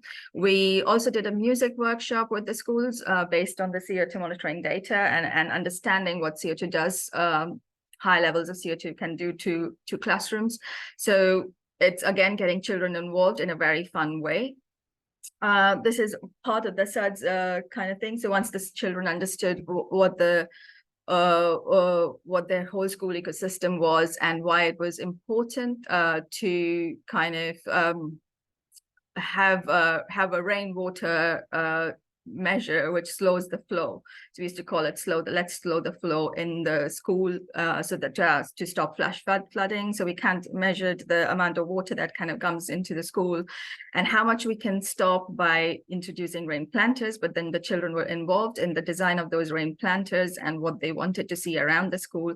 There's a little rain garden there as well, and that the kids helped us, but they also helped us in deciding what they wanted to be planted at school and how it should be planted. And so that this is them getting involved in the planting and the installation of the rain planters, getting their hands dirty, and they were very excited about getting their hands dirty. This is us then for that same project, getting the school and the parents involved, because we want to leave a legacy. We don't want those planters to just dry out after a year. So it's who takes the responsibility, shifting that responsibility, but also giving the school and the parents a little bit of ownership of each planter, and how they can work with the children, and how it can become part of the curriculum, basically, so that it doesn't kind of just sit there and not be looked after. So this is just so that when we delivered the phase 1 retrofit works, it's just a little illustration of what we actually delivered. It was a school with uninsulated cavity walls, no roof insulation, single glazed roof windows, and high gas usage. So after the phase 1, so this is only one block that we've decarbonized so far, and it's kind of given us 62% operational carbon reduction at the school. So I would just kind of go into it a little bit further. It's getting the school retrofit ready is what we call it. So even before the cavity wall insulation was installed, the school needed repointing. So we found funding for it to be repointed. The single glazed windows in the school over here in this atrium space kind of rendered the space absolutely unusable. It was very hot in the summer, very cold in the winter, and nobody actually used it at all. So we kind of made it our mission to install triple glazed windows that are openable so that it can deliver the comfort in that space. And now it's used as a a space for breakout space for school, and it's actually very well loved now. So getting rid of, so this is the old gas boiler. Sorry, my screen is doing something funny. So yeah, the old gas boilers in the school boiler room, which were about 30 years old and very inefficient. I calculated that the pilot light was probably using as much heat, as much energy as lighting the whole school in the I mean, yeah, immeasurably high amounts of light, basically. And that has now all gone, and it's now been replaced with heat pumps. This is what was there at the school, for a namesake ventilation system with an old redundant water tank, which has now been replaced with an MVHR system, delivering fresh air to all the classrooms. So this is we monitored the school over, or we're still monitoring the school, but even before the work started, retrofit work started, we monitored the school over a year, and we found that this kind of a profile on a daily basis, that the CO2 levels were about the 2000 ppm mark for over 5 hours continuously, and that is extremely detrimental. It kind of really reduces focus. It induces drowsiness. It's not conducive to learning at all. And now after the MVHR has been installed and the works have taken place, we can see that it rarely. So this is a whole year's worth of profile, and it rarely ever goes above 1000. So that was a huge achievement in terms of.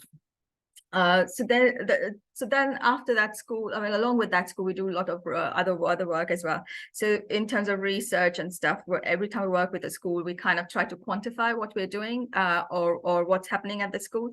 And this is one of the schools which had 10 halogen lights. So on the left hand side, on the outside, it's always on. Sometimes even during the day. So we calculated how much energy it was using and if it could be replaced. And that kind of took us down to a very complicated conversation with their insurance company as well, because apparently the insurance company needed all that level of lighting. But then the engineers came up with a solution where it was 2 LED lights were enough to provide the level of lighting they needed. But it kind of did take us down that route, and understanding where the schools come from as well. So they're not just doing things for the sake of it. There are other kind of reasons behind it, and engaging with them at that level. On the right hand side, you can see that again, we used to find the same school over the course of the weekend always had its windows open, and that's because during the day they had no controls of heating systems. So during the day, they were getting overheated, and they would open the windows, but in the end the premises manager perhaps didn't have enough time to kind of close, or nobody was closing it behind. So there was like a little behavior change required. So we again quantified that for the school, and then that kind of becomes once it's quantified, the change kind of follows. So then the first school is the Dalman Primary School, but we did a little, after delivering the first phase of retrofit works at these schools, we did a little whole life carbon study of them, and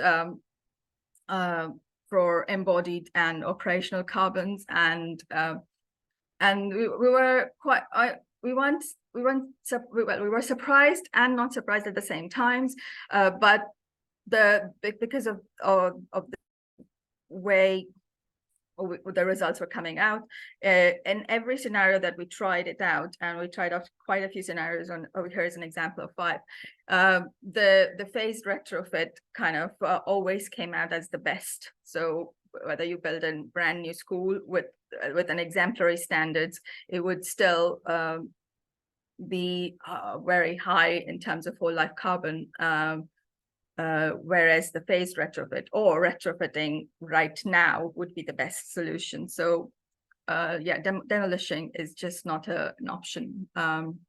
So do nothing or air source heat pump. Phased retrofit is always the best among all the 5 scenarios that we studied in depth. So retrofit rather than demolish is kind of our go-to thing. Now, I'm going to just kind of quickly introduce some of the guidance and research we do again. So this is one of the leaflets we produced for TUC on why retrofit and how to retrofit, quick wins and things like that. This is for Church of England Education Office. So it's a self-audit that premises managers can do themselves and try and quantify the savings that they can make through just a simple system changes. So this is again a flow chart of their heating system. So this kind of forms a package of guidance for premises managers in schools and other buildings. We do ventilation triage. So from our whole life carbon study, we kind of realized that the MVHR is a very high embodied carbon kind of thing, and not every classroom or school will need it. So we do a little ventilation triage now before actually suggesting mechanical ventilation as well. I know it sounds contradictory, but if you have classrooms with good natural ventilation and higher ceilings, then it's not always needed. We then work with school premises manager as well, and we delivered workshops and educational items for them because we realized the significant role that they play, but it's often overlooked. So in the whole kind of community system, premises managers have about 10,000 of things that they do around the schools, but are never kind of recognized in that sense, and simple things that they can do can provide or can lead to massive amounts of change. So we've tried to quantify what each little change can or measure that they do or implement in the school can lead to, and that quantification then helps us to kind of make everyone understand the crucial role that they play. So yeah, that's me. I kind of whisked presentation, but I'm happy to answer any questions later on. Great, thanks so much, Nidhi. And then we're going to be hearing now from Scott Macaulay, and Scott is one of those people who is a little bit impossible to introduce because you'd probably just end up taking up all the remaining time describing all the different things they're doing. So rather than attempting to do that, I'll let Scott decide himself which one of his hats he's arriving under today, and we'll save a lot of time for me rambling through everything I know. Thank you very much. I've got a slide for that, so it's quite concise, but I'll just share screen and get started. So right, go to this. And yeah, just to double check, can everyone see what I'm seeing just before I jump into things and start talking? So we good? Yep. Perfect. So I'm going to be talking about a couple of case studies after like very gently and loosely setting the scene, because the built environment, I could talk about the context we're in for years. I've done hundreds of lectures on it and none of them have covered like 10% of it. It's a huge part of getting within the constraints of planetary boundaries. So I'll do some very light scene setting after I introduce myself. And then I'll just jump into two case studies that are two of my favorite buildings that Archetype have ever worked on. So of the multiple hats, I've decided to pick 5. So first of all, so I work for Archetype as a kind of part 2 architectural assistant, but sustainability coordinator and life cycle analysis specialist. So I do that kind of looking into the future of a building and the impacts it's going to have over its lifespan, but also offering opportunities that building can have to reduce that impact, to make it a better place for people, to have less of an impact on the kind of the wider environment, but also to make it a place for people to thrive. So for those choices, you can do all manner of things. After that, another hat I wear is I founded the Improbs Architecture School. So I've taught kind of across the kind of Europe, Turtle Island and beyond, Australia a couple of times, and I teach around climate literacy and spatial justice, and weaving that in with the radical imagination, but also how do you deliver this? So my teaching informs my practice informs my teaching, and I'm always in the process of unlearning the things that don't quite work. But I'm also a co-producer of Scotland's Architecture Fringe, so I do lots of cultural programming. I'm involved in the Architects Climate Action Network, so I was one of the past coordinators of its climate literacy working group, where we looked at the soft skills and the cultural transformation that we need to see within the built environment to get the changes that we need to mitigate the worst impacts of the climate and ecological emergency. But I'm also an active member of Living Rent, so that's Scotland's tenants union. So I do quite a bit of work in teaching tenants union groups and branches about the context of retrofit and what's possible. So I do lots of demonstrating what they can be demanding and what they can be asking for, because the social component is so huge, we're not going to get there with an incremental approach from the way the political system is currently organised. But also, and just in setting the scene within the context, there's this one quote from Naomi Klein that's been sort of seared into my eyes since the last I read it back in 2019. And it's really, it just so happens that we're all alive at the last possible moment when changing course can mean saving lives on a truly unimaginable scale. So every single thing we do in the built environment isn't literally a saving lives exercise. So it's the less of an impact we have, the less of a temperature rise there is, the less extraction there is, the less pollution there is, and it just keeps cascading on. But this comes into the overlaying of the planetary boundaries with a safe and just measure that was developed this year. So we now know what the planetary limits would have been if we were going to stay within safe and just planetary boundaries. So the negative news is we've already surpassed the safe and just level on 7 of those out of 8. But that has been from imperialism and extraction of the global north from the global south. So that's from getting to where we are today has pushed us beyond justice in multiple respects. But we do still have the capability to keep some of those safe. So that's positive. And the not so positive, Charlie mentioned carbon budgets earlier. So to put us firmly in the context of the Europe and the United Kingdom's attachment to it, the EU 27 and UK construction sector are on course to blow their 1.5 degree carbon budget by 2026. So on today's trajectory, business as usual means that beyond 2026, all the extraction and all the building that's taken place for these countries is taking from other countries' carbon budgets. So that's something that when looking at LCA work, it was incredible to see a process mapped out for the Doughnut for urban development, because immediately upon seeing that, I just want to sit down with an Excel spreadsheet and work that out, because that's going to be incredibly valuable for all the work that architects do in the UK from now on as well. But also to set the scene in a material context for the Doughnut, I thought it would be just a little bit of a light introduction to give us a bit of a visual mapping of what that looks like. So Metabolic, as part of the Circular Buildings Coalition, did this incredible mapping just to show where the material flows are, what they're flowing into, what typologies of buildings. And when you dive into the data of where materials are used in the EU, 74% of that material is concrete, and concrete has an incredibly huge impact on the environment. About 8 to 9% of all the carbon we emit as a planet comes from simply concrete production.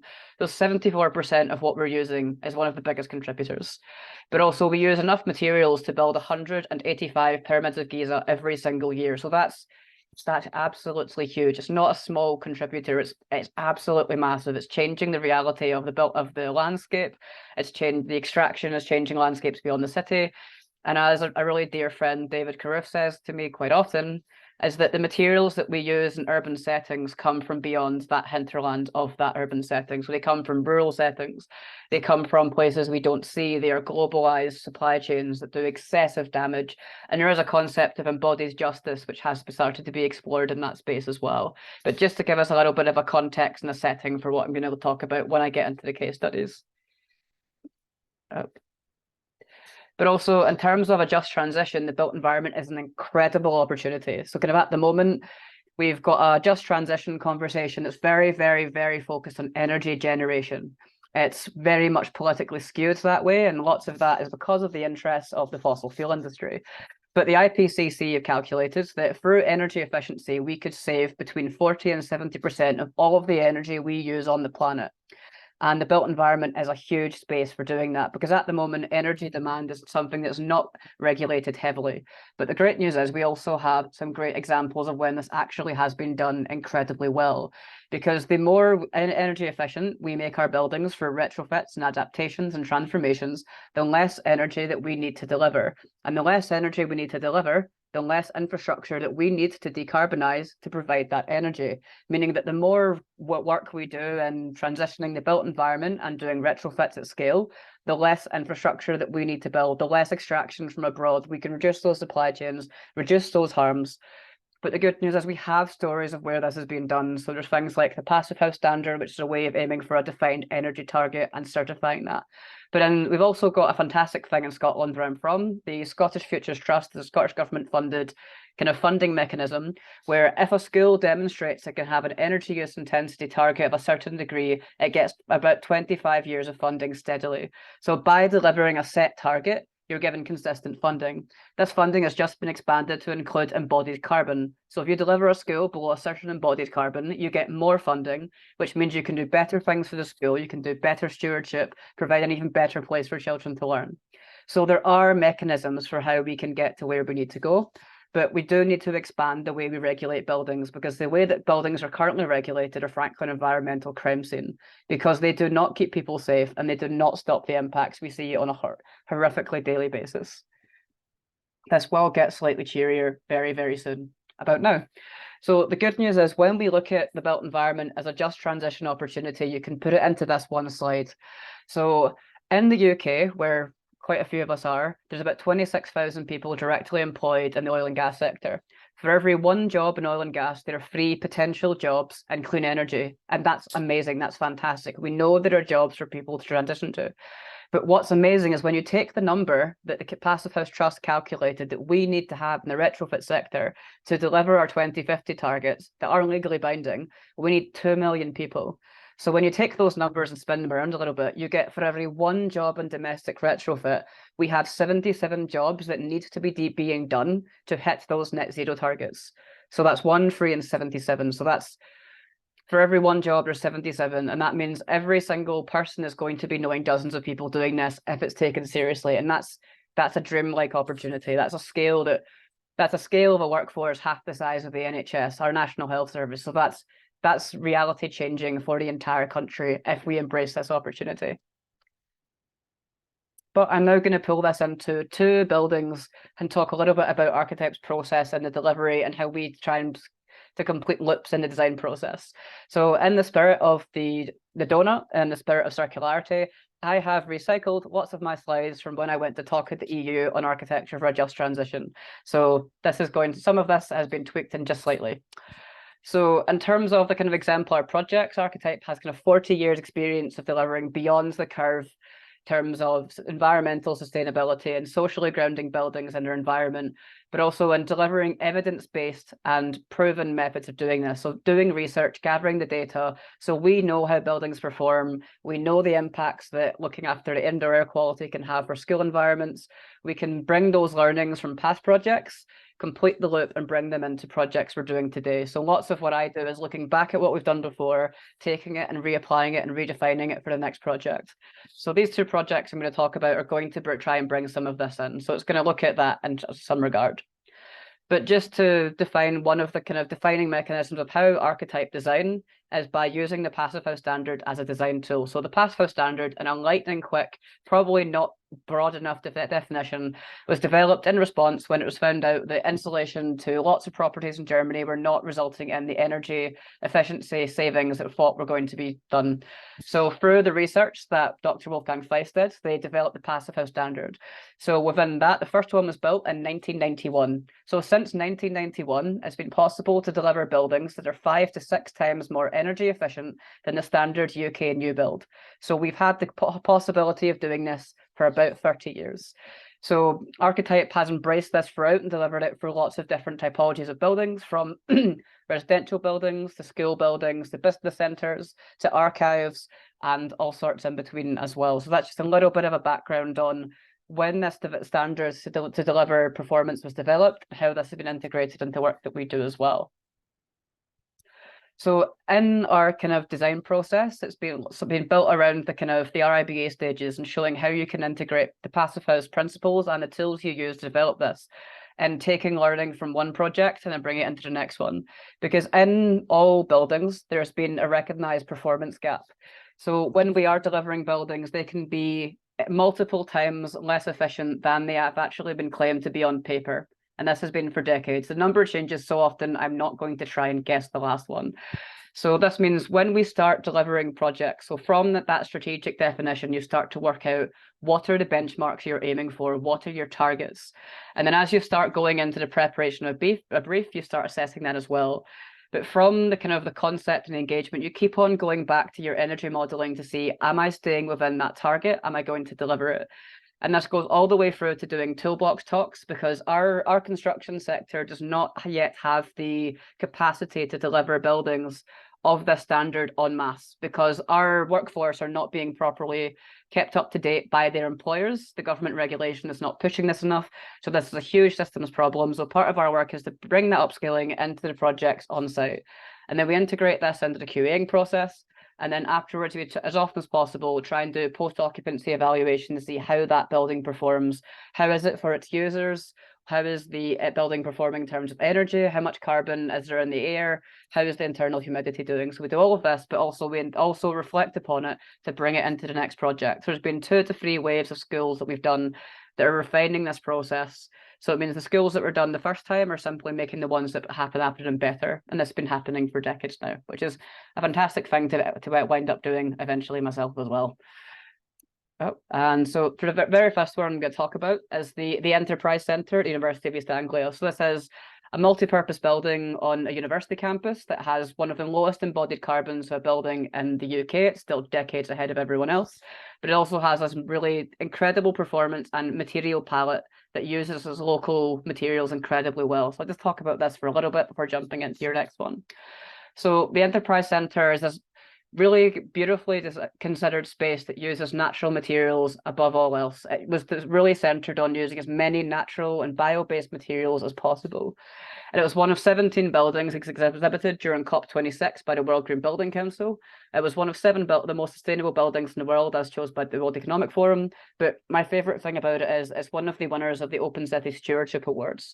So this building exemplifies stewardship long-term, not just So when we talk about the life cycle of buildings, as a quick caveat, legally and because of insurances, etc., we only typically look at a 65-year lifespan for buildings.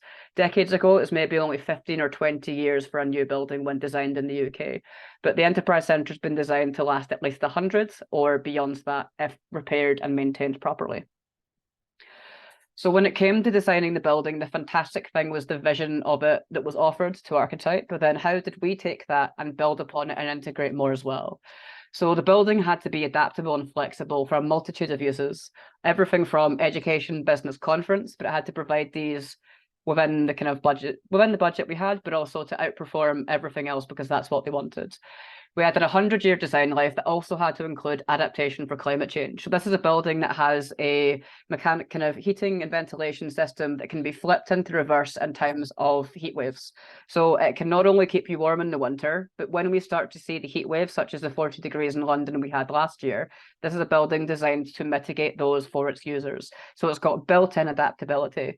So that's also a really beautiful term of transformative capacity that's been pioneered in the Netherlands.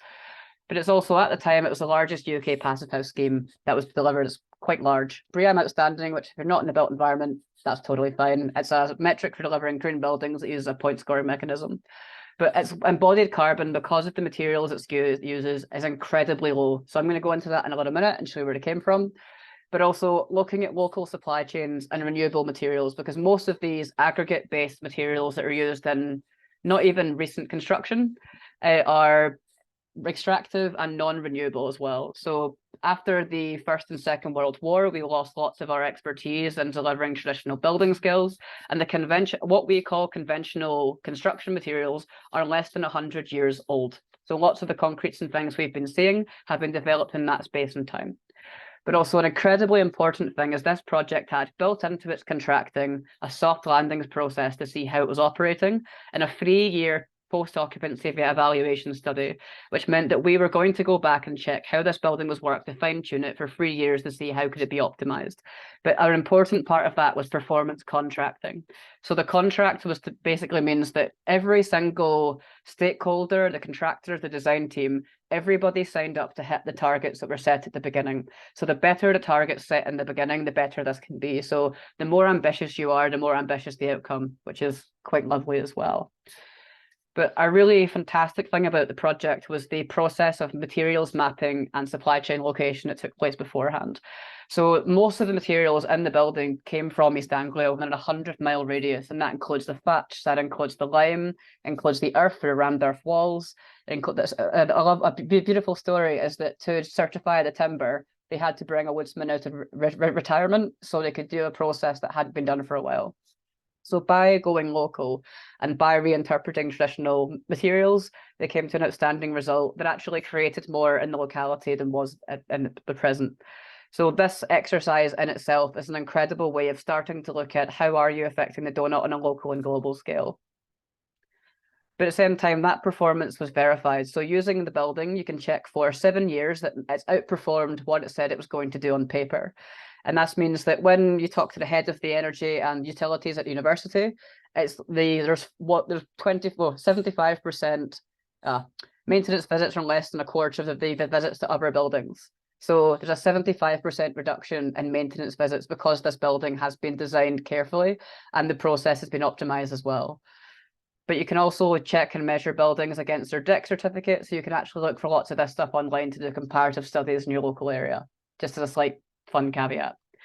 But also for the local impacts, to clad the building, there was a reinterpretation of thatch as a cladding material instead of a roofing material. This meant that master thatchers who typically cannot work in the winter season suddenly had a steady supply of work.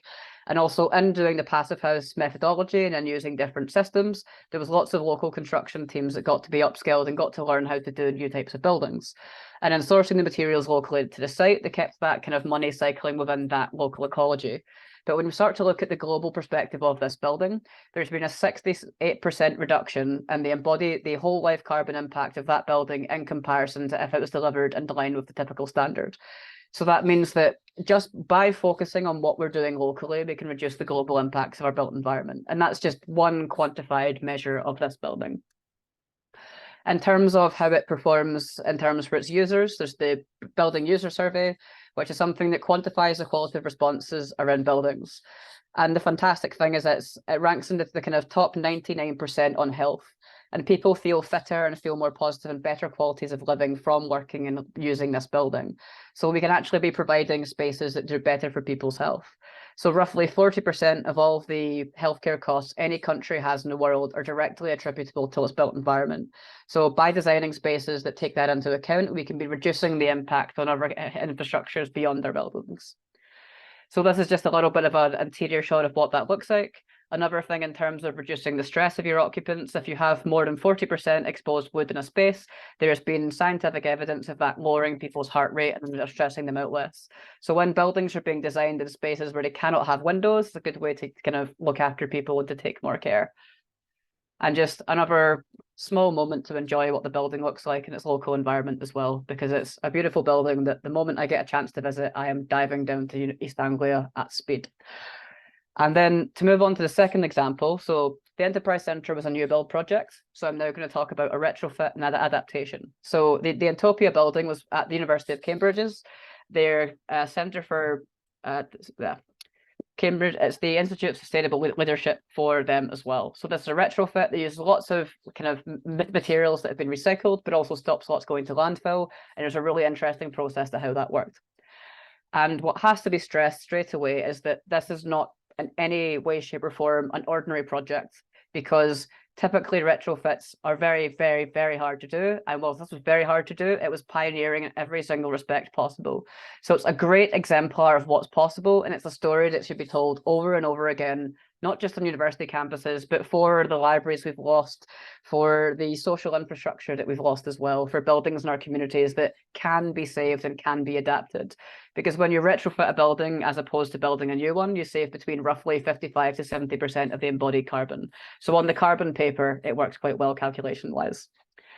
So the Enterprise set the Entopia building was a phone exchange on the University of Cambridge's campus. So it was nothing outstanding in terms of performance or in terms of an exemplar building for a sustainability initiative. But this is why they wanted to do a pioneering example of just what's possible, to embody the mission of that organization and to demonstrate to not just to their students, but also to the kind of wider industry what's possible as well. So again, what made this possible was the vision at the opening of the project. So what was asked for was an inspirational workspace, but also it wanted to hit the WELL building standard at a gold. So what WELL is a standard for providing healthy buildings. So this goes into everything from the lighting to the water quality to the materials that you've used to community access and engagement to restorative spaces and access to nature. It's very comprehensive. It was crash tested on Wall Street as a place to find the money for it, to prove it actually did incredible things for people. On top of that, it had to hit the InnerFit standard. So what the InnerFit standard is a passive house standard reimagined for applying to existing buildings. So the energy targets are slightly lower to glade space and movement for an existing building, but it has to be demonstrated. So it means that you have to do this, prove it, and it comes through the whole design process. But also it had to be circular. So circularity and reuse was something built into the vision from the very beginning.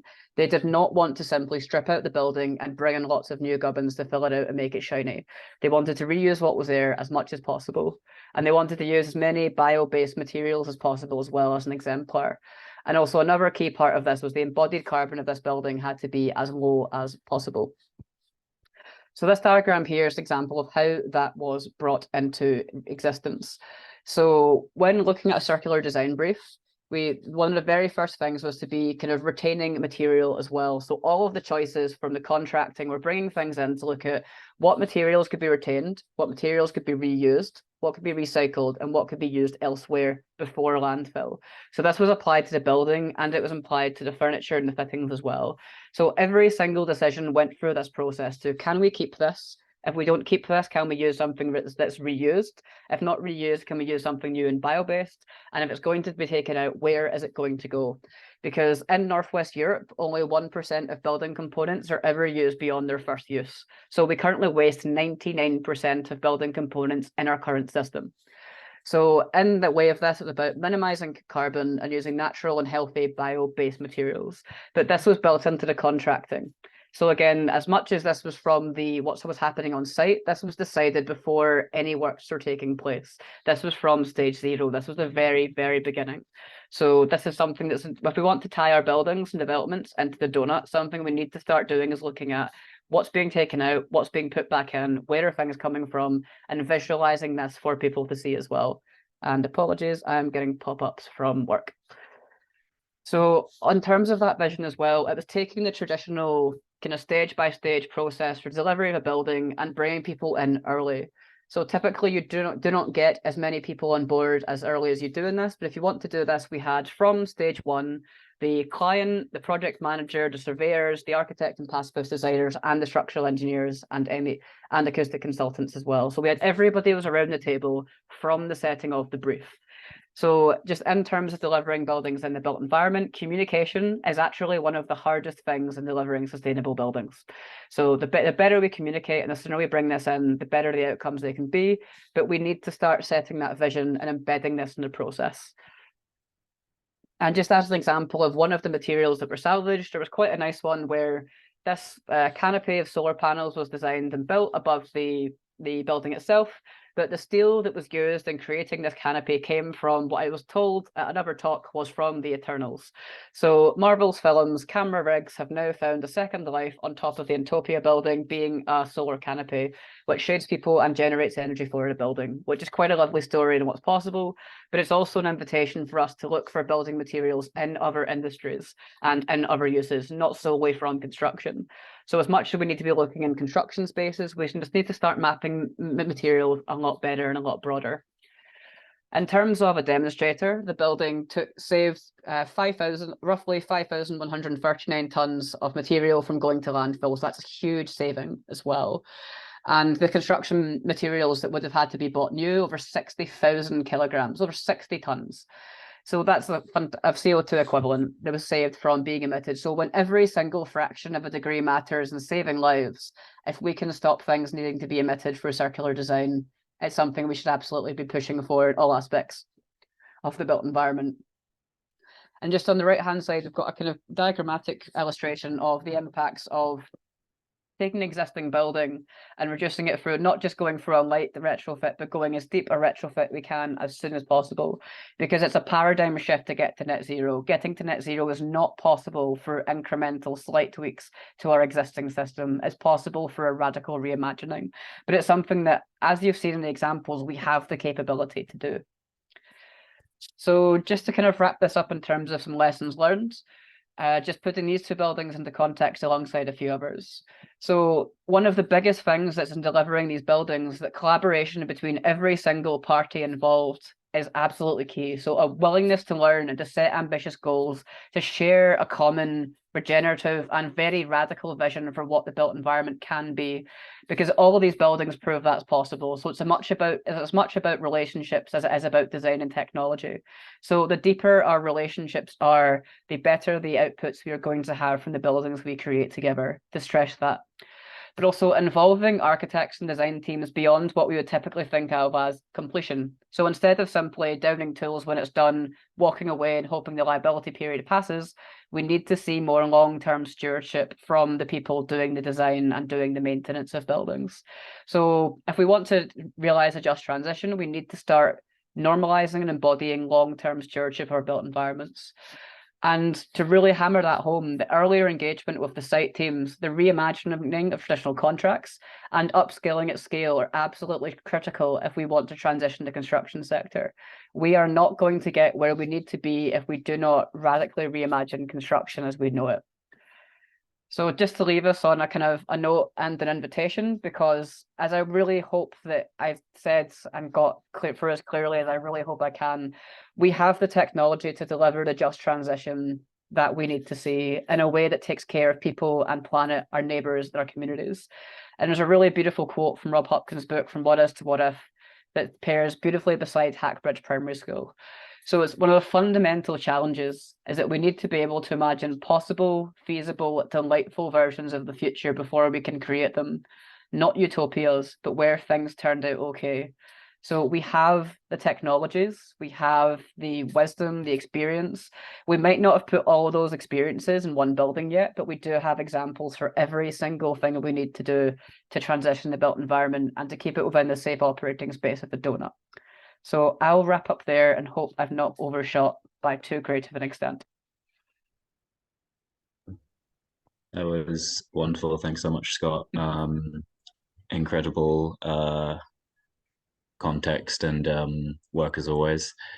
So yeah, so for the next half an hour, we've got a little bit of time for some questions and conversations, and then we will also be sharing the illustration that has been sort of bubbling away in the background, contextualizing all of these projects and all of this work within the four lenses.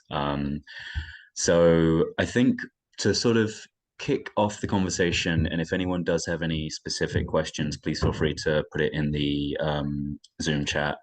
But to sort of kick us off, I wonder, Nadine and Scott, if you could maybe reflect on both in your work, each other's work, and the work that you've seen, how does the sort of existence of our, I suppose, current standards and forms of accreditation, you know, we heard a few from both of you, you know, we have things like LETI, BREEAM, all of these different systems that try to kind of give us a language to understand the sort of ecological impact of buildings.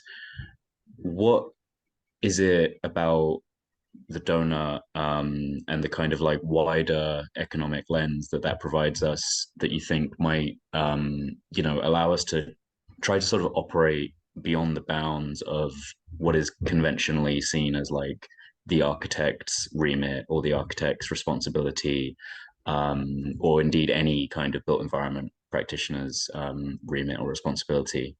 I don't know if either of you have a particularly strong inclination to go first on that. I don't mind, if that's okay. Go on then, Scott.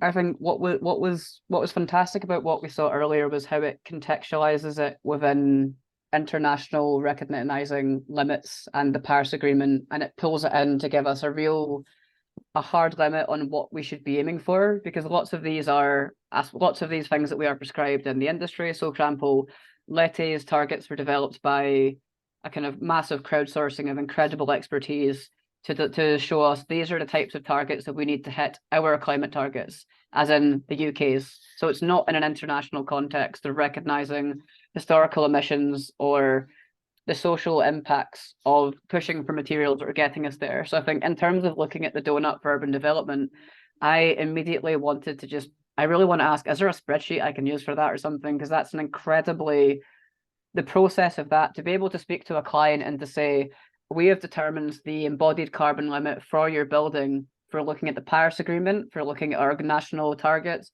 for looking at our national allowance, and this is the line. And that's typically at the moment when I'm doing embodied carbon targets, I have the targets that are laid out by industry as best practice or by buildings that have gone before.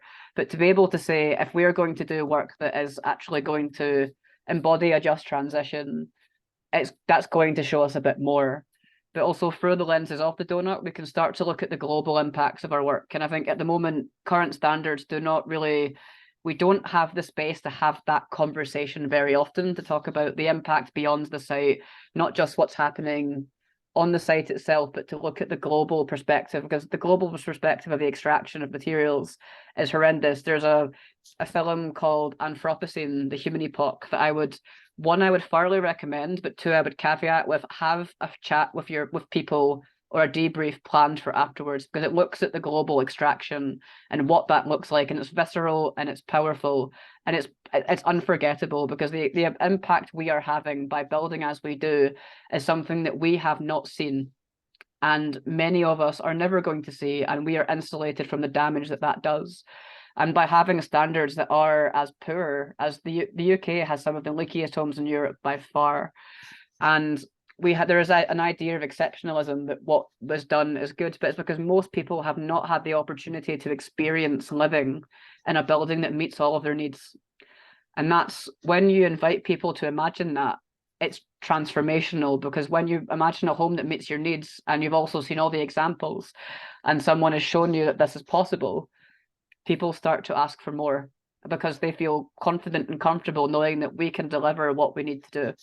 But also the opportunities for a just transition in terms of the built environment. Like, again, I could talk about this for years that we don't have, but it's absolutely dreamlike. There's so much that we can do with what we already know, what we already have.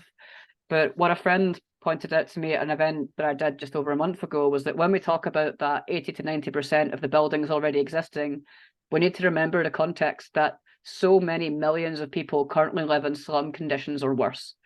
And what's already standing is we need to do better with what we have, with less, and to look at things like degrowth and how we do that, where materials come from, and in transitioning the built environment from typically aggregate heavy mineral-based materials into more rapidly renewable materials, we can be lessening that impact and we can be doing more with less.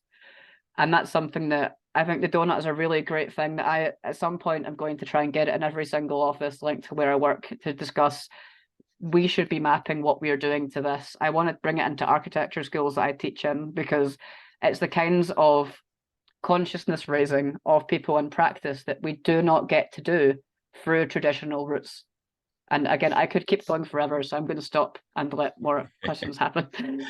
I'm sure it would be a forever of lots of insight and valuable reflection, Scott. And then, yeah, I suppose one interesting parallel, Nidhi, could be in your work, you go to sort of such exemplary extents to make sure that the built environment work you're doing is legible to children, students, people of any age, and any pre-existing kind of built environment knowledge. And from my perspective, maybe I'm projecting, but I almost see a way of using the donut as a way of kind of running that same process of literacy building and expansion of awareness and knowledge for architects and built environment practitioners.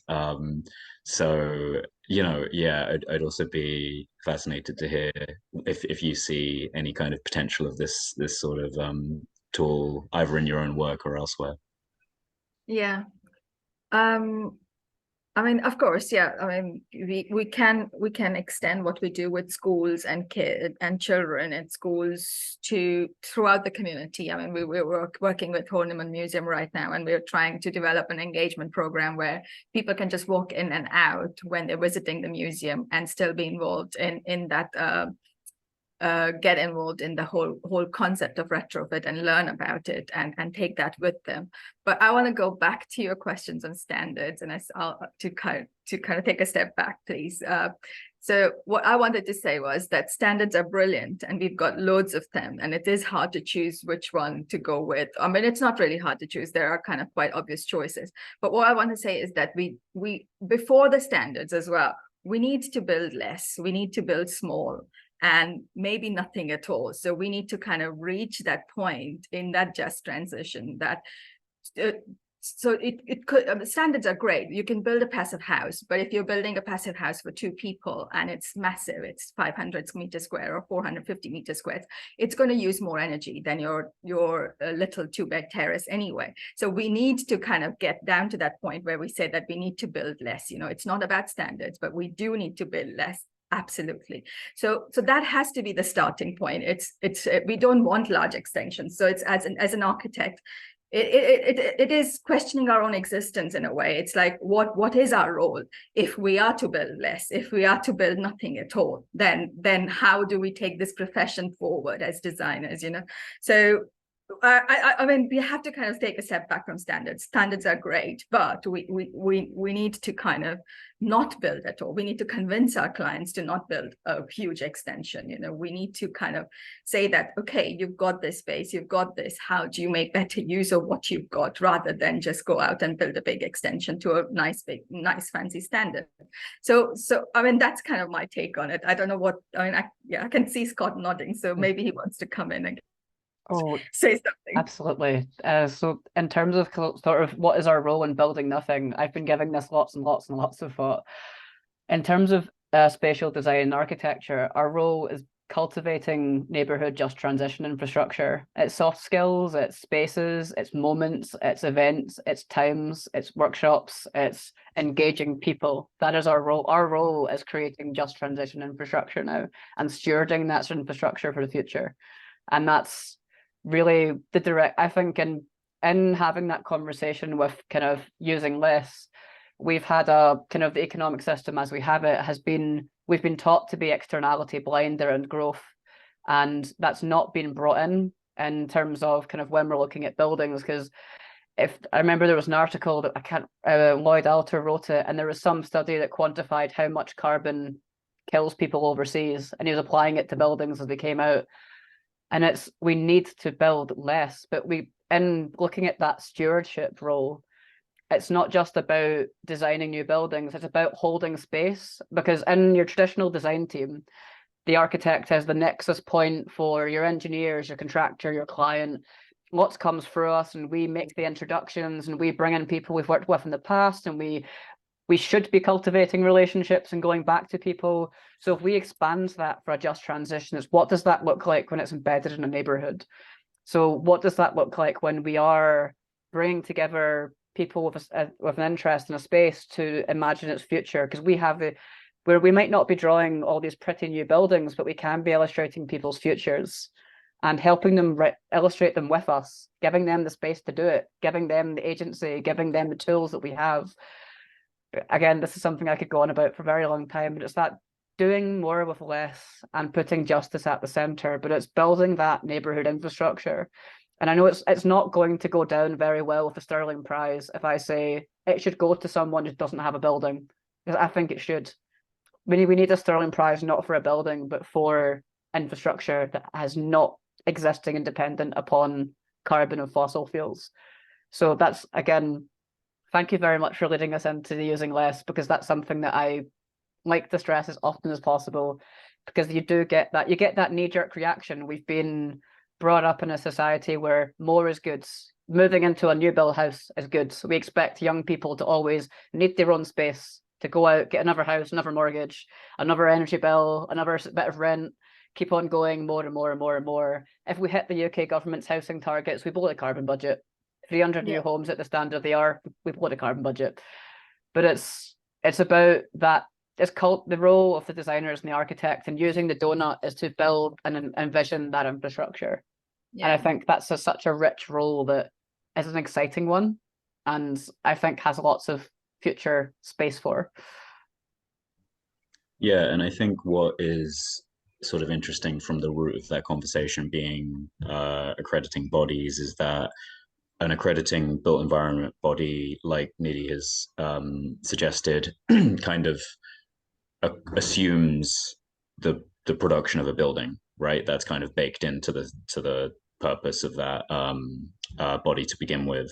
Whereas I think, yeah, a really valuable distinction that then emerges with using a tool like the donut and the 4 lenses is that that does not, you know, preclude the necessity of a building. The building is a optional outcome of viewing things through the 4 lenses.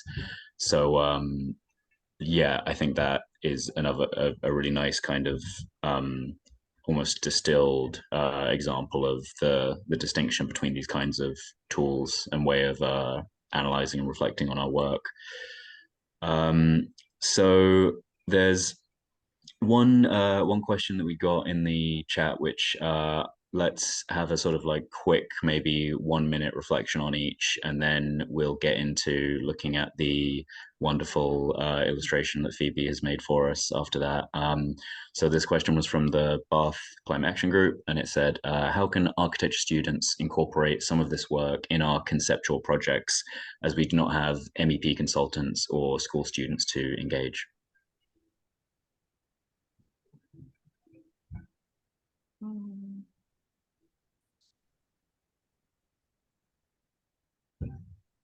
anyone want to go to throw some thoughts and put them together as I go along? I would say in your design brief, you've now got 2 donuts from the standards. I would say use both of them. You want to print them as large as possible, and you want to start looking at precedents the same way that's been done for the demonstrator project. And just don't have your technology lectures in a lecture hall.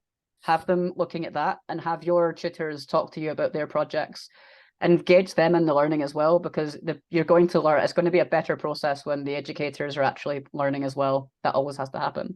But to start looking at those as your guiding compasses for the project, there's a really beautiful example of how I learned to do kind of practices for exams when I was in Canada. So I studied at the University of Dalhousie for half a year. And they've got a concept called a round robin, where you take your design project, you pin them up, and you split the room in half. And you all speak to 5 people about their projects in a row over the course of an hour. You then flip the room again, and you then do the same.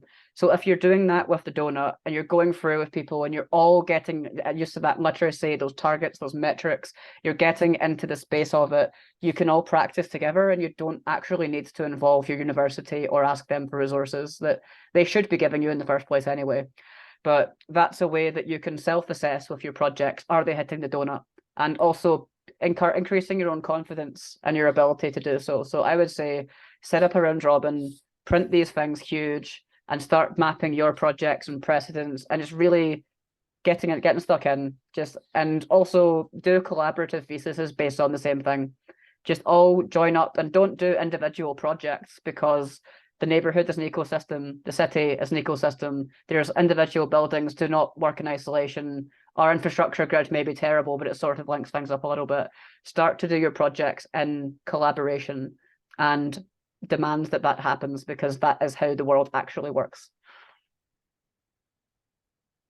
Brilliant. And was there anything you wanted to add on to that, Nidhi? I'd just say that well, this is like a long time ago when I did my master's. I was asked to get professional opinions and evaluate my projects from the industry, and somehow I've kind of come across students now. I mean, I don't get very involved in teaching. That's not my kind of key strength, but it's they've never actually they've never had that professional evaluation kind of stuff. So if the students were to just go out, I mean, choose professionals that you like, or you kind of align your value systems with, and then ask them to evaluate your work in a way, and maybe you'd get a bit more feedback around what you can and or should do or something. Yeah. Brilliant. Yeah, I think I particularly like the idea of almost encouraging faculty and teaching staff to kind of critically reflect on how they are fulfilling their own role as well. Getting them out of the lecture theatre, like Scott mentioned. I think that's a really amazing step. And then, as Nidhi has said, looking beyond the bounds of the institution as well is becoming very increasingly necessary in all spaces, not just universities. Okay, now we have the exciting moment of the big reveal. So I'm just going to share my screen, and then we'll all be able to see the illustration, which has captured all of the conversation that we've had today. Okay, right. Okay, so this is the final illustrated version here by Phoebe, and not only, I'm glad that we have this in the mirror board, because this isn't just a demonstration of the final polished product, but this is also a really great demonstration of how you can just make this really, really rapidly with something as simple as a mirror board or a post-it notes, because everything that you're seeing here, which is so deceptively beautiful and polished, it was the product of this session just by itself. So it really is both in the medium and the message a great sort of demonstration of how to deploy this tool for not only analysis but also active design processes, as Imi mentioned earlier. So yeah, I could pick out some particular examples. Let's see. So there's the Enterprise Center just here, designed to last 100 years. We have the diverse materials from landfill. We've got there's one of Nidhi's potatoes with a thermometer sticking out of it down in the bottom left. Yeah, wonderful, wonderful sort of idea collage and action collage of everything we've spoken about today. And yeah, I guess I'll open it up, and I would just be fascinated to hear, Scott, Nidhi, anyone on the Civic Square team, anyone at all really, any sort of reflections on what this process, now that you're seeing the output of it, how it feels, if it's kind of, I don't know, sparking any imaginations or curiosities about how it could be deployed in different contexts and with different people.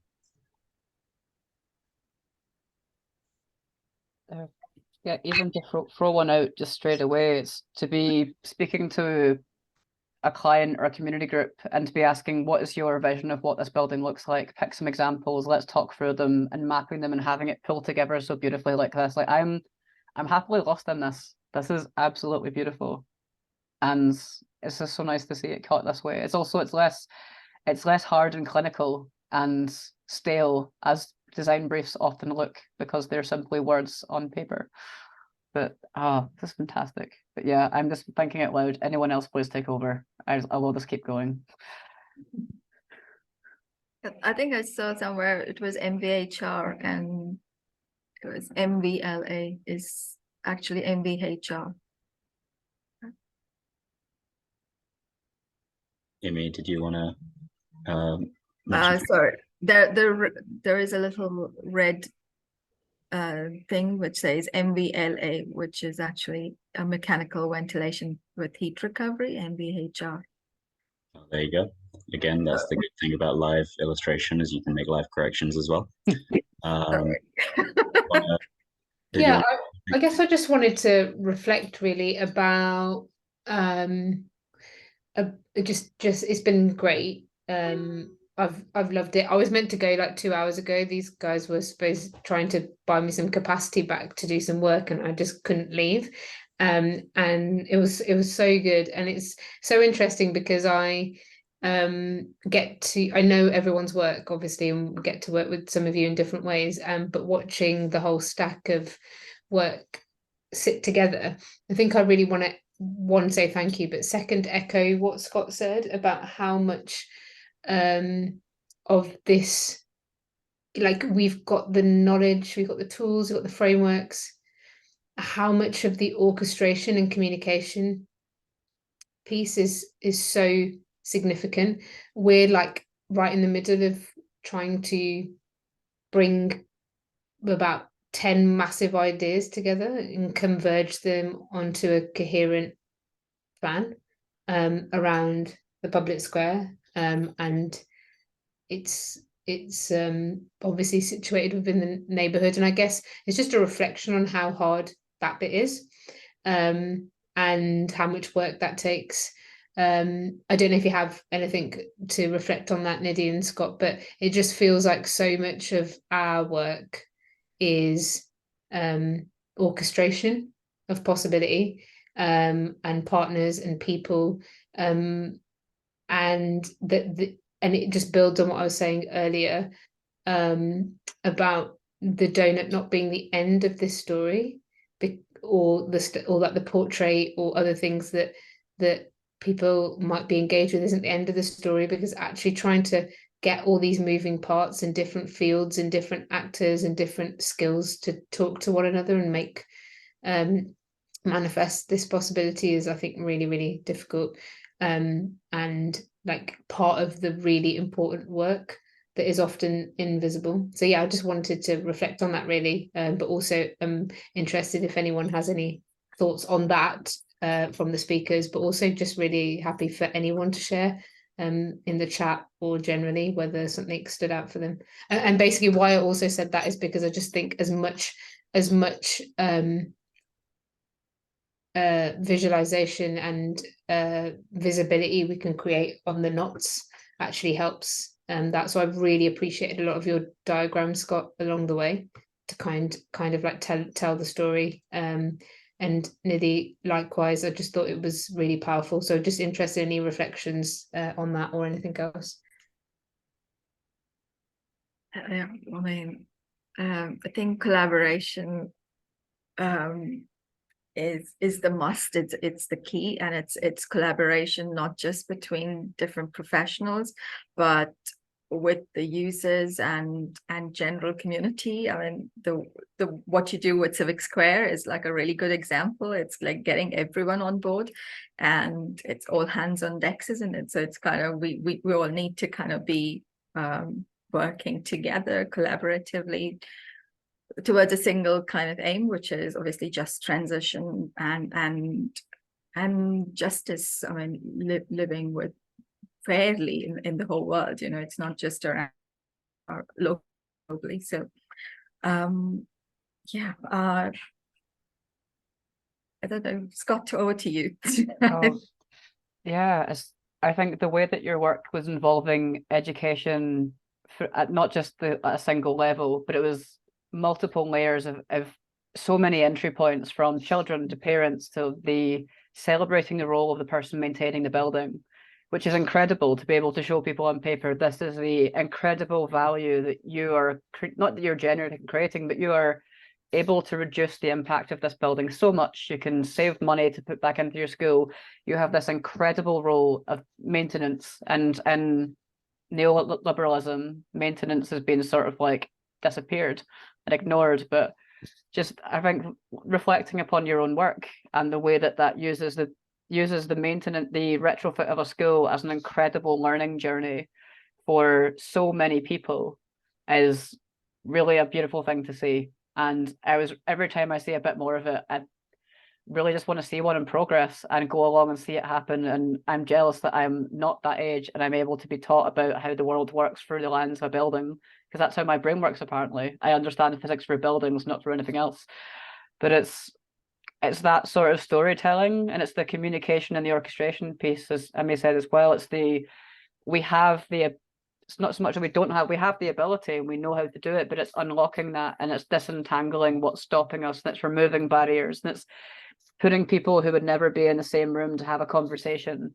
Like through Retrofit Reimagined, what was really beautiful for me when it came to Glasgow was seeing people that I knew from all across Scotland had never had the capacity to come together and share, learning from each other, or Scott from up in Torry by Aberdeen having a conversation with John from Retrofit Balsall Heath down south, and creating the moments for overlap amongst the celebrations of what's possible is such a powerful piece. And for me, it's just all I really want to be doing is how do we bring what we do into neighborhood infrastructure, and how do we distribute that as rapidly and as equitably as possible, but also do it in a way that still tells a story that's hopefully half as good as what RAF has been doing. And I can't illustrate that well, but I can do diagrams, I can do technical drawings, I can do half. But yeah, like, thank you for sharing again. It's always really inspiring to see. Thank you. You're very kind. Yeah, we try. We really try with everything that we do. It's especially with the premises manager training. That was a kind of eye-opening moment for us as well, visiting schools, and that is just such an overlooked kind of role. It's like they are the people who have got like 20 different types of things that they do, like from opening the gates in the morning to switching all the lights on or switching all the lights off at the end of the day. And it's such an overlooked role. They're kind of unsung heroes in the school kind of thing, but to kind of bring them into the spotlight and give them an agency, and yeah, I mean, they can actually potentially save enough money to the school just by simple actions to kind of employ another teacher perhaps, or have a teaching assistant. It's like just kind of making them center stage. So thanks for that. It was quite and similarly, it's like bringing parents in, and there's just so much goodwill around school anyways, and it's like we want our children to flourish, we want our children to do well in the school, and so for us it was school, whether like a little launching pad or trampoline to kind of create this ripples of retrofit knowledge kind of disseminating within the whole community. Or yeah, so we kind of, yeah, but it's not just schools, like I said, it's kind of now it's kind of moving into other buildings as well. But wherever you work or wherever we do something, we try to create a whole engagement kind of program, which then kind of engages with different types of people in a different way, and then everyone can kind of come in, but it's understanding how that knowledge then can translate into their own homes or within other buildings as well. And yeah, I think as well, acknowledging the fact that any sort of built environment transition, as we tried to kind of bring out through the Retrofit Reimagined Festival, has to, operate through land, material, but also people. And yeah, Nidhi, and as well, Scott, yourself, your work, I think, is always so good at kind of breaking us out of those easy to fall into silos. So enormous gratitude to both of you for that. So that brings us very neatly to the end of our 2 hours. Thank you everyone for staying with us throughout all of this. And big virtual round of applause to our speakers, Scott, Nidhi, and as well our illustrator Phoebe, of course. A huge round of applause for that. Very sort of impressive, live, intense work. Always brings all of this conversation to life in such a fantastic way. But yeah, thank you all for joining us. Of course, we are very grateful to be part of the wider Global Doughnut Day event, and this isn't the last one. The program's going to be going on. It's international, it's all online. So if you're interested in going beyond this conversation and further, please feel free to take a look at everything else that's being hosted by the Doughnut Economics Action Lab today. But yeah, this concludes the Civic Square portion of the day. So thank you all so much for that. And yes, as Kat has said in the chat, this is the last of ours. So you won't, unless something really goes off script, you shouldn't be seeing much more of our faces and voices.